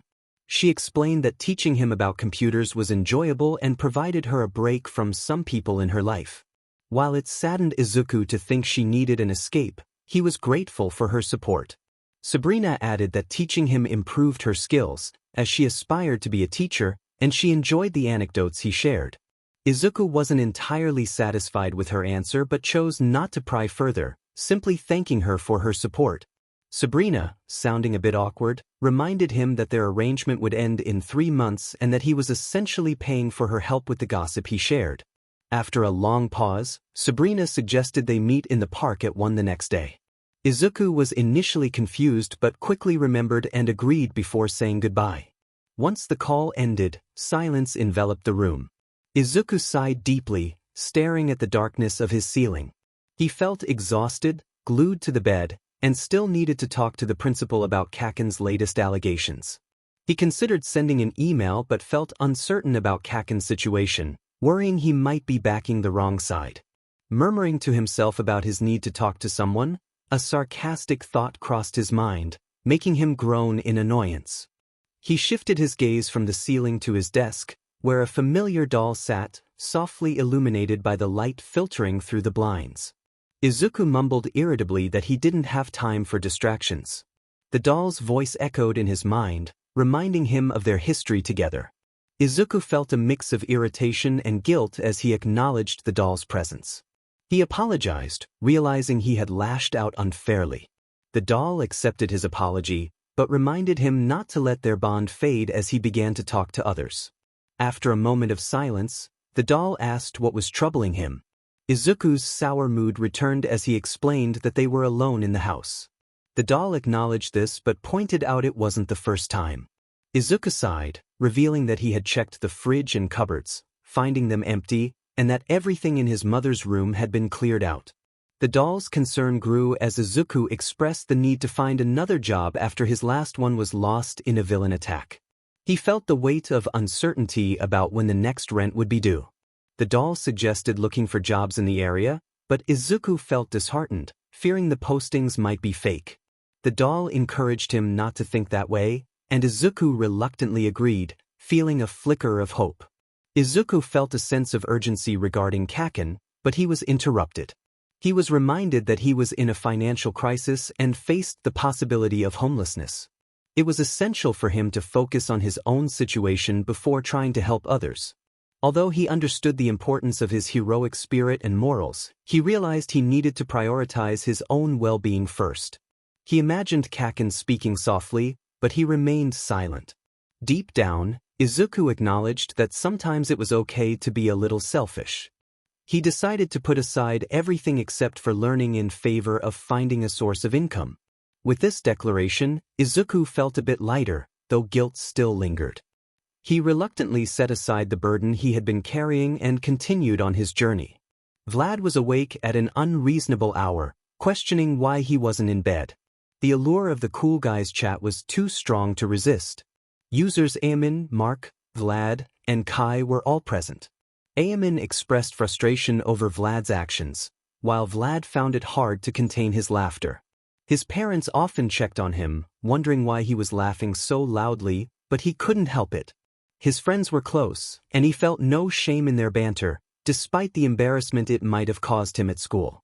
Sitting on the edge of his bed, Vlad clenched the dark purple bed sheet, staring at his gaming chair and monitors. Unpleasant memories clouded his mood. When a notification pinged on his phone, he refocused, feeling a rush of childish glee. The chat continued with playful banter, and Vlad felt a sense of camaraderie, even as he teased 𝗵𝗃 about past events. As the conversation escalated, Vlad's frown deepened, his head aching from the constant feedback of his quirk. 𝗵𝗃's threats and Mark's frustration filled the chat, but Kai intervened, urging everyone to calm down.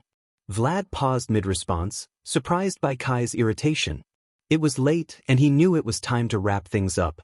Despite the embarrassment, none of them were online after that. Izuku woke up feeling off. He showered, dressed, and wrestled with his hair, all while feeling a sense of unease. Something in his gut told him that today might not go well, potentially ruining his sleep schedule and mood for the week. He couldn't pinpoint why he felt this way, but he had learned to trust his instincts. Taking a deep breath, he felt himself tremble, a tired expression on his face. It was an early Saturday morning, and he was on his way to a local grocery store for his first interview. Dressed in jeans and a proper-looking shirt, he hoped it would be enough. He struggled to tame his unruly hair but knew he had to push through the anxiety. With his nerves and a churning stomach, he inhaled deeply, reminding himself that he needed to calm down and face this opportunity head-on. The bills wouldn't pay themselves, Izuku thought to himself.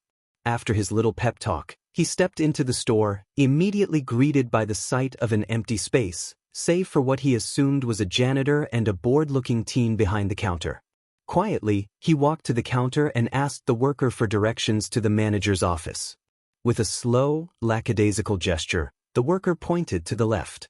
Izuku promptly made his way to the office. He knocked on the door, but after a few moments, there was no response. Just as he was about to knock again, he heard a faint voice inviting him in. Izuku opened the door to find a relatively clean office with a somewhat disheveled man behind the desk. The man looked worse for wear, but Izuku paid it no mind. "What do you need, young man? Unless one of my employees was rude to you, please leave." "And no, we don't give refunds," the man said gruffly. From that alone, Izuku sensed that this would be a long 20 minutes. Actually, he had come because he found the flyer stating that they were hiring, he explained, trying his best to present his case. The man responded dismissively, stating that he was no longer hiring and had always had a cashier. Izuku pressed on, pointing out that the flyer indicated otherwise. The man looked him dead in the eye and replied flatly that he hadn't forgotten to take it down. A wave of disappointment washed over Izuku as he realized the truth. This job offer was just another false hope. The manager sighed, explaining that there was a loophole that allowed them to claim they were hiring for tax benefits. Izuku gripped the armrests of his seat, feeling a mix of offense and frustration at having his time wasted. He excused himself, stating he was sorry for wasting the man's time, and as he closed the door, he heard the manager mutter a dismissive remark. This disrespect fueled Izuku's anger, and he vowed that if their paths crossed again, he would make the man regret his words. He took a deep breath, reminding himself to calm down and focus. Getting angry wouldn't pay the bills. With that thought, he left the store and continued his search for a new job. After several more hours of unsuccessful job hunting, Izuku made his way to the address Sabrina had texted him earlier. He walked through the bustling crowd with a heavy heart. Despite the sun shining and people enjoying the summer breeze, he felt detached from the atmosphere. "I'm okay," he reminded himself, trying to summon some inner strength. With renewed determination, he held his head high, his fists clenched, and a forced smile on his face. However, the dark clouds of worry still loomed over him, and the weight in his stomach remained. As he walked, he found himself lost in thought, battling a mental debate that left him exhausted. He reminded himself that there was nothing he could do about Kaken's situation and that he was too busy to get involved. Eventually, he became so absorbed in his thoughts that he didn't notice when he was pulled into a dark alleyway. Panic surged through him as he was dragged further away from the crowd. Just as he was about to scream, he was shoved against the wall and found himself face to face with 𝗂𝗵𝗃, the last person he wanted to see. "You." 𝗂𝗵𝗃 growled, his yellow eyes glowing ominously, a clear sign that he was ready to use his quirk. Izuku stammered, feeling trapped. He didn't need this confrontation. His day had already been difficult enough.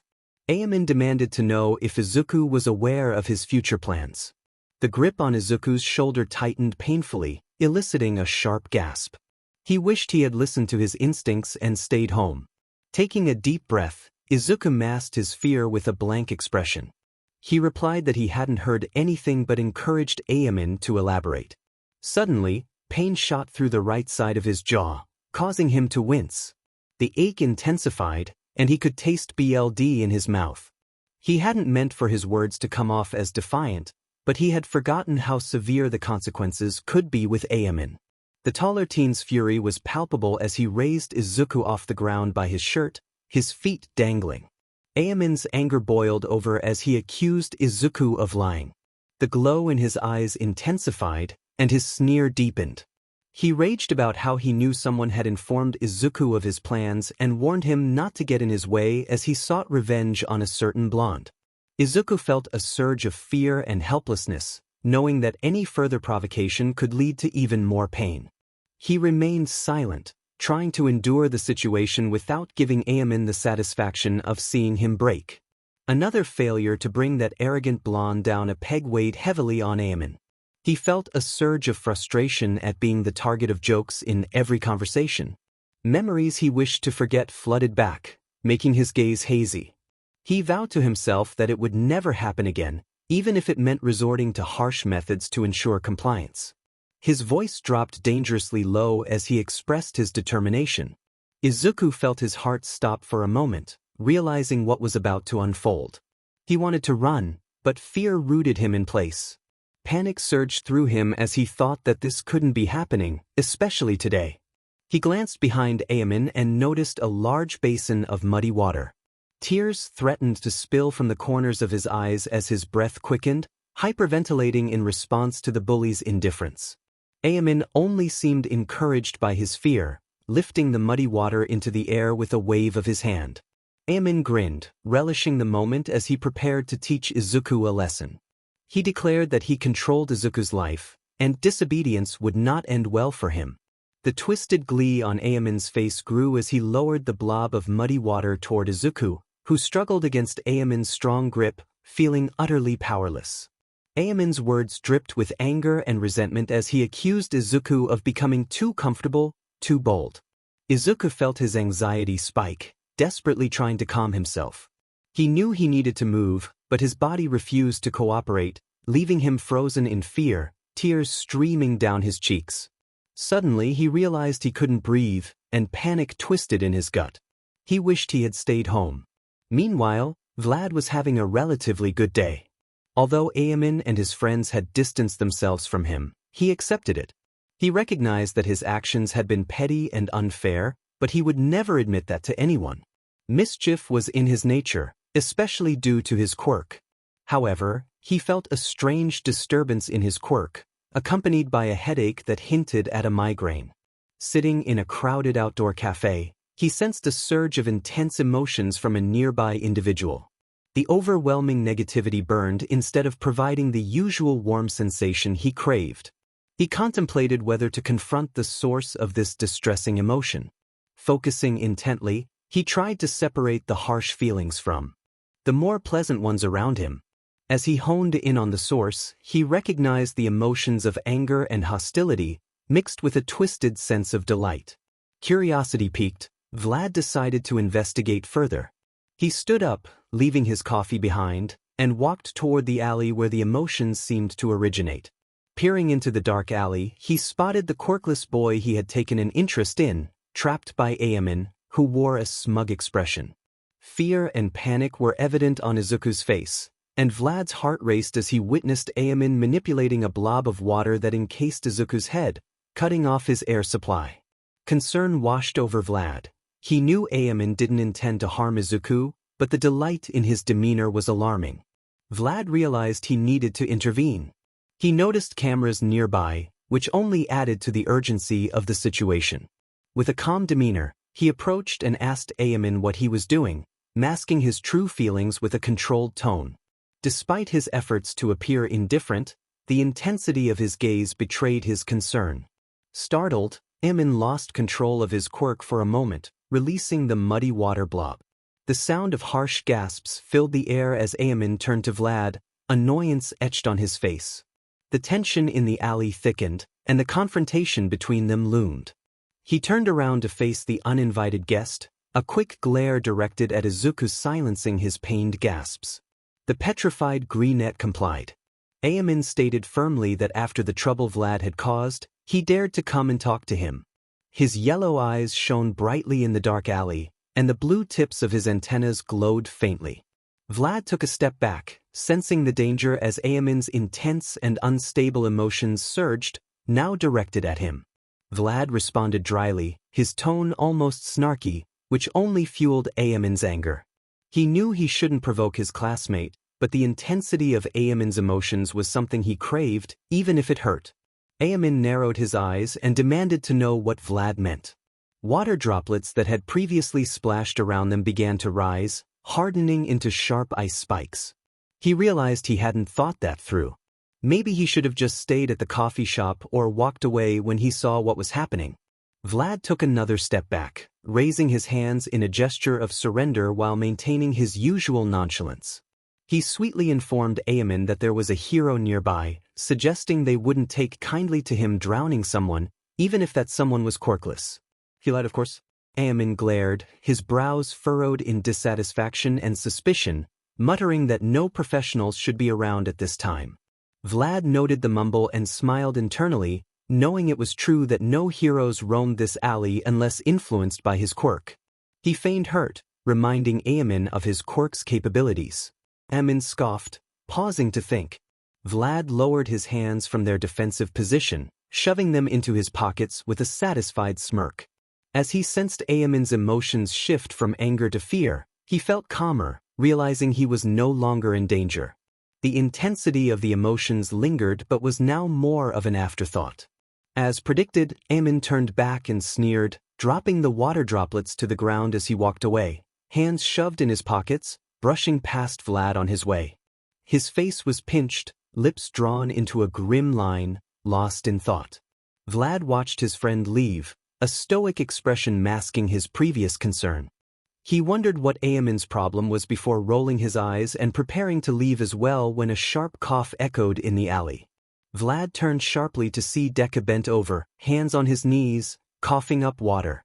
Vlad cringed slightly. After clearing his throat behind a trash can, Izuku wiped his mouth and looked up, expressing gratitude for Vlad's intervention with a choked voice. Vlad dismissed the thanks, stating he had just been in the area and felt something was off, though he didn't disclose his initial lack of intention to help. To his surprise, Izuku returned his words with a frown and a hardened gaze, barely perceptible but nonetheless present. Vlad smiled brightly, attempting to charm the frown away, but it remained. Internally, he frowned, questioning why he wasn't in the boy's good graces. He had helped him with 𝗬𝗵𝗃, and they were technically friends, which should have improved his standing. Even his smile wasn't working. He had always managed to charm his way out of trouble before. Vlad playfully asked if 𝗬𝗵𝗃 had ruined Izuku's day that badly, leaning down to address him. He needed to regain his favor. He offered to take Izuku to a clothing store a few blocks away to get him out of his soaked clothes. Izuku quickly shook his head, declining the offer. Vlad insisted, reminding him that it was rude to refuse a friend's offer, though his grip on Izuku's hand was almost painfully tight. Izuku's eyes, once shaky from his encounter with 𝗬𝗵𝗃, hardened into a glare, though it was undermined by his trembling. Vlad ignored it, determined to stay by Izuku's side, knowing that even the strongest hero wouldn't be able to pry him away. Before Izuku could respond, Vlad began dragging him along, assuring him that he was a friendly guy who always tried to do the right thing. He couldn't bear to leave Izuku in such conditions. As they approached the alleyway entrance, Izuku felt the tightening grip and understood the message. He chose to quietly go along with Vlad, not wanting to face another aggressor, especially when his jaw still hurt and his stomach was unsettled from 𝗬𝗵𝗃's rough treatment. He remained silent when they reached a popular clothing store in the area. When Vlad asked him to choose something, Izuku didn't respond. Frustrated by Izuku's lack of compliance, Vlad resorted to shoving a pair of jeans, a shirt, and a jacket at him, pushing him toward the changing room and giving him a few minutes to change. Izuku didn't remember asking Vlad to tag along. No matter how nice he was being, he now realized it was a facade. He truly didn't want to help him, especially after what 𝗬𝗵𝗃 had said. The fact that this two-faced individual had informed 𝗬𝗵𝗃 about Izuku's plan led to a sense of dread regarding a confrontation with the other teen. That knowledge hurt more than the physical pains in his trembling form. Izuku's eyes darkened as he navigated the streets toward his newly acquired teacher's house, the dark-haired boy trailing behind him, realizing he was running late. It was safe to say he was annoyed and wouldn't mind if Vlad vanished from existence. However, the universe, cruel as always, seemed intent on denying Izuku what he desired: a quirk, the chance to be a hero, his best friend back, and a normal school life. Perhaps something to make him feel like he was not a waste of space or a burden. Anything to help him maintain that illusion, even if just for a moment. He was so tired of feeling alone. Though he guessed the universe allowed him to keep a good relationship with Sabrina, he considered her more than just a friend. Their time together, with her teaching him and him learning, fostered a bond, albeit a fragile one. The fact that Sabrina had expressed concern for him made him appreciate this budding connection. He believed she felt the same way, having once admitted that she enjoyed discussing technology with him, something her friend group didn't care about. Izuku didn't mind at all. He cherished the moments spent geeking out with her. This delicate bond was something he wanted to protect, and he had a nagging suspicion that Vlad was up to no good, especially given how hard he tried to win Izuku over with gifts and one-sided conversations. Izuku wasn't foolish. He understood that Vlad wanted something, believing that either Izuku could provide it or that sticking by his side would get him closer to his ultimate goal. Izuku decided to push the dark thoughts to the back of his mind, unwilling to dwell on them now. He had other matters to address. As he spoke softly yet firmly, Vlad paused mid-rant about his previous school. He recalled his counselor's advice on making allies, no friends. The counselor had said to share a bit about oneself but not too much. Vlad had assumed Izuku would be too kind to interrupt him, but he was mistaken. Izuku attempted to reason with Vlad, explaining that the person he wanted to visit didn't expect anyone else. However, he was quickly interrupted by a fast reply. Vlad assured him that the person wouldn't mind him coming along, especially since they were friends. Izuku closed himself off again, and Vlad couldn't fathom why. Izuku's voice turned cold and detached as he clarified that he didn't want anyone but himself to see them. His clipped words left no room for negotiation. This, however, reminded Vlad of another piece of advice from his counselor: not to push someone when they felt uncomfortable, as it would only drive them away. This thought made Vlad decide to back off, though he sighed, unwilling to give up his persistence in staying by Izuku's side, as the reward was too enticing. With a reluctant acceptance, Vlad turned away and headed back toward his home. Izuku, despite feeling exhausted and wanting to curl up in bed, made his way to his sort of friend's house, driven by curiosity and haste. Izuku stood before the oak door of Sabrina's home. He rang the doorbell but received no response, so he took his time admiring the house. It looked like it had been repainted recently. Was it always white, or was that to enhance its appearance? As the door opened, Izuku was snapped out of his thoughts and met face to face with a tall, burly man. The man had lilac eyes and short, curly magenta hair with tufts of gray in it. His beard was a shade darker than his hair, with noticeably more gray strands woven throughout. He wore a simple outfit, a turquoise shirt and light brown briefs. The man regarded Izuku with a scrutinizing expression, as if contemplating whether to close the door on him without a second thought. Izuku, feeling the weight of the moment, awkwardly attempted to lighten the mood by greeting the man, but his efforts fell flat, only deepening the man's frown. He quickly introduced himself as Sabrina's classmate, explaining that he had been invited to their home. Bowing slightly, he hoped to gain the man's approval. Just then, a familiar voice called out to him, and Izuku felt a wave of relief wash over him. Sabrina approached the door, managing to slip past her father to greet him, her bright smile momentarily faltering. She gasped in shock upon seeing his face and ushered him inside. Izuku, confused, glanced at his reflection in the living room window and finally understood the reason for the man's hesitation. A large bump marred his cheek, swollen and bruised from a recent encounter. Sabrina grimaced at the sight and suggested they get him patched up. She informed her father that they would be using the med kit from her cousin's shed, and he nodded in silent approval. Sabrina then guided Izuku through the living room toward an open room that served as a dining area, leading him to a door that opened into the kitchen. Tired of pushing him, she grabbed his wrist and pulled him along, leading him to a small pantry connected to the back of the kitchen. Although it appeared there should have been a door, there was none, but Sabrina opened another door inside the pantry that revealed a spacious backyard with a small house at the back. Sabrina explained that they referred to it as her cousin's shed, though Izuku found it hard to believe it was just a shed. The structure was pale blue with 3 windows facing the main house, and a small tree grew beside it. As they approached, Izuku could hear the sounds of machinery and other noises that piqued his curiosity. He followed Sabrina, captivated by the size of the quarters, which seemed far larger than his own cramped apartment. Inside, the quarters had 4 doors, which Izuku assumed led to different rooms. Sabrina dragged him to the first door, and despite the loud noises coming from the next room, she shouted an apology, explaining that her cousin was busy. Once inside, the space felt quieter, though the sounds from outside still echoed faintly. Sabrina moved to one of the 3 large shelves filled with various metal items, all haphazardly arranged, except for the first aid box, which was neatly placed on the top left shelf. She directed Izuku to sit on one of the stools in the corner of the small room. He complied, feeling a mix of nerves and awkwardness at the thought of someone helping him with his injuries. Taking a deep breath to calm himself, he tried to shake off the events of the day, which had been particularly challenging. Sabrina snapped her fingers to get his attention, holding out a wipe and a small mirror. Izuku nodded, taking the wipe and, with her help, carefully applied pressure to the swollen areas on his cheek, groaning at the discomfort. He could sense Sabrina cringing at the sight. She asked him about the cause of his injury, and he tried to brush it off with a light-hearted comment, explaining that it had once been a basketball incident. Sabrina's brows furrowed in concern as she slowed her movements, questioning whether his parents would be worried. Izuku felt a wave of emotion welling up inside him but fought to keep it at bay. He assured her that his parents were usually busy with work and wouldn't be concerned, hoping to avoid any unnecessary complications. An awkward silence settled between them, prompting Izuku to change the subject.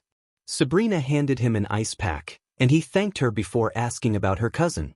She seemed taken aback for a moment before rolling her eyes and describing her cousin as crazy but smart, with a passion for working on robots, which she affectionately referred to as her babies. Sabrina's animated gestures accompanied her words, revealing her exasperation with her cousin's obsession. Izuku chuckled lightly, then winced at the stain. He joked about it, his small smile gradually becoming genuine. Sabrina huffed in response, indicating that he had no idea how bad it was. A knock on the door startled both teens from their musings, followed by an almost shrill feminine voice calling out from behind it. The voice asked Rosemary to bring their guest in instead of keeping him all to herself, or she would miss her window of free time. Izuku wondered if the person was referring to Sabrina, turning to see her face flushed with anger and embarrassment, which slightly amused him. She seemed fun. Sabrina defensively called out, asking the girl to stop calling her that nickname. When she opened the door, a girl with light pink dreadlocks rolled her eyes with a smile. The playful exchange continued, with May teasing Sabrina about her red face. Izuku, caught up in the fun atmosphere, commented from his chair about how red Sabrina looked, his sincerity tinged with teasing. Sabrina turned to him with an exasperated look, which only made Izuku want to laugh more. May leaned against the door frame, arms crossed, grinning wider as she joined in on the teasing. Sabrina snapped back, claiming it was unfair for both of them to team up against her. Izuku and May gasped dramatically, pretending to be offended by the accusation. They continued to banter, adopting exaggerated aristocratic speech, which made Sabrina respond in kind, resulting in laughter from all three. Izuku, still seated, couldn't help but grin, realizing that maybe today wasn't as awful as he had initially thought. Meanwhile, at Bakuga's house, he was flipping an omelette with chopsticks, music blasting in his headphones, though he paid little attention to it. His mind was preoccupied with a text he had received earlier. Glancing at his screen, he saw the messages from a friend about a rumor circulating that he had gone to prison the previous day. Bakugo gripped his chopsticks tighter, almost snapping them, and sighed, knowing that the situation would die down soon enough. It was his fault for acting so recklessly. He served himself the omelette, muttering to himself about needing to buy more eggs later before aggressively eating. Back at Sabrina's home, the group of three had moved to a second room filled with wires and machinery, with only a couch, a table, and a ceiling fan breaking the monotony of the clutter. Sabrina sat on the couch with May, while Izuku stood opposite them, the table cluttered with wires between them. Izuku questioned why Sabrina wouldn't teach him hacking for the next few months. His expression hurt. Sabrina felt the urge to roll her eyes at his dramatics, but allowed May to explain that he needed to learn coding first and how to identify incorrect lines of code. Sabrina added that it had taken her years to reach her current level, emphasizing that hacking wasn't like how movies portrayed it. It required time, research, and a solid understanding of coding. Izuku felt frustrated, wishing they could focus on hacking instead of just computer facts. May chuckled at the situation, and Sabrina huffed in response. May offered to help plan out Sabrina's lessons for Izuku, which delighted him.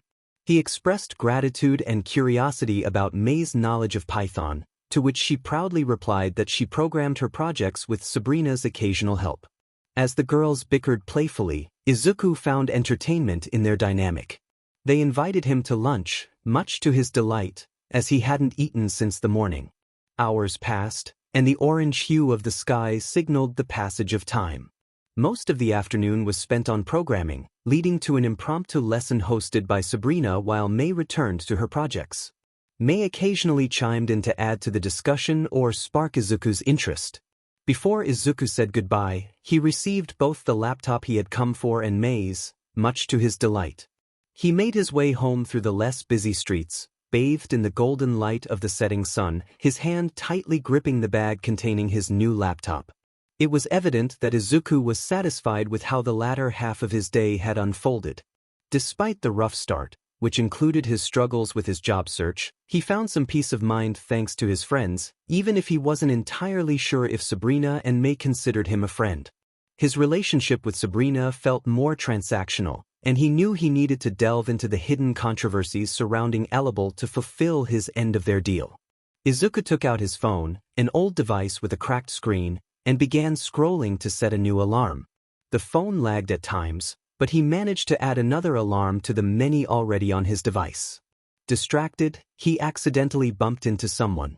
That someone was Kaken, dressed casually in a plain t-shirt and red shorts, with one earpod in his ear and grocery bags in hand. Before Izuku could greet him, Katsuki scoffed and brushed past, bumping shoulders with Izuku while shouting for him to watch where he was going. Hurt flashed in Izuku's eyes, quickly replaced by a glare as he gripped the handle of his bag tightly, staring at the back of the blonde for a few moments before heading back to his empty home. He needed to work on his CV. Getting a job was essential, even if he didn't have much to write down. Meanwhile, Vlad lounged on his small couch, feeling bored and restless.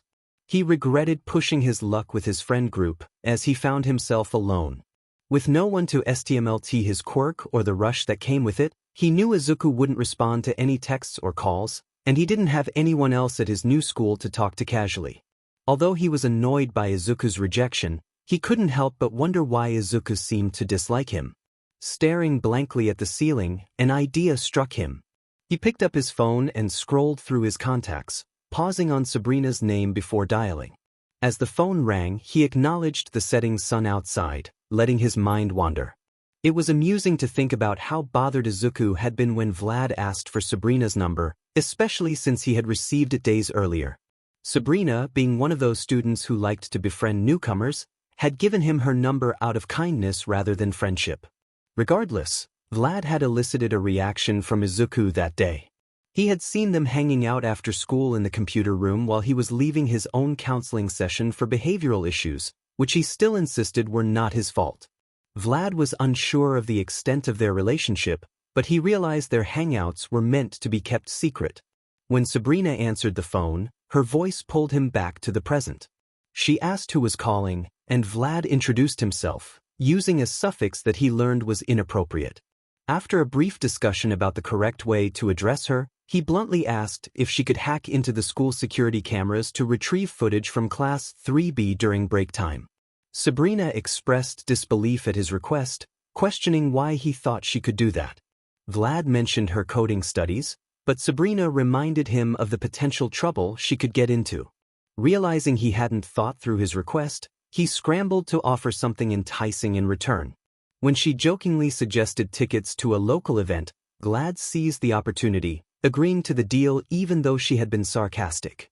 Sabrina explained that she had previously hacked the cameras but had to show the footage to a teacher due to an incident. She confessed that she had found a flaw in the security system, which had likely been fixed by now. Vlad pressed her to find another flaw, but she explained that it would take a considerable amount of time to analyze the code. He felt the pressure, knowing he needed the video soon to build rapport with Izuku and escape his boredom. Vlad suggested that she might have a backdoor into the system from her earlier access, but Sabrina denied it, leaving him feeling a mix of guilt and determination. 𝗬𝗏𝗃 was better off making neutral statements. He decided it was time to talk business, knowing that the person he was dealing with was clearly lying. On his way to the store to buy some eggs, he was in a foul mood. His recent troubles were spreading around the school, and he knew it was all because of the boy with cloud-like hair. That extra just couldn't mind his own business. He didn't care about what others thought, but he certainly didn't want everyone prying into his life. With a heavy sigh, he hoped this incident wouldn't impact his plans to attend 𝗬𝗏𝗃. He resolved to stop jumping on rooftops like an idiot and focus more on studying and training. Upon arriving at the store, 𝗬𝗏𝗃 picked up a few items while listening to music on his phone. Suddenly, he bumped into someone. He turned and shouted for the person to watch where they were going, only to realize he was yelling at a blonde-haired teen wearing rectangular glasses, the very cloud head he had been thinking about. The boy responded with a calm remark, which only fueled 𝗬𝗏𝗃's annoyance. The other teen stood there with his hands in the pockets of his brown shorts, exuding a relaxed demeanor that was the complete opposite of 𝗬𝗏𝗃's current state. 𝗬𝗏𝗃 considered leaving, knowing that his annoyance could easily turn to anger. However, Chaos was destined to unfold when fire and water users crossed paths. Just as he was about to walk away, the cloud-haired boy spoke mockingly about Bakuga's recent arrest, suggesting it might affect his application to you. This infuriated Bakugu, and he turned to unleash an explosion, but the blonde and his friend had already vanished. With a scoff, Bakugu quickly collected his eggs and headed to the checkout, eager to pay and leave the store before he lost his temper completely. Unfortunately, in his bad mood, he bumped into Deku, and he couldn't help but release some of his pent-up frustration. He recognized his actions but knew that if he returned without cooling off, he would only end up unloading even more on Deku. As he left the store, thoughts of 𝗂𝗵𝗲, that troublesome individual, filled his mind.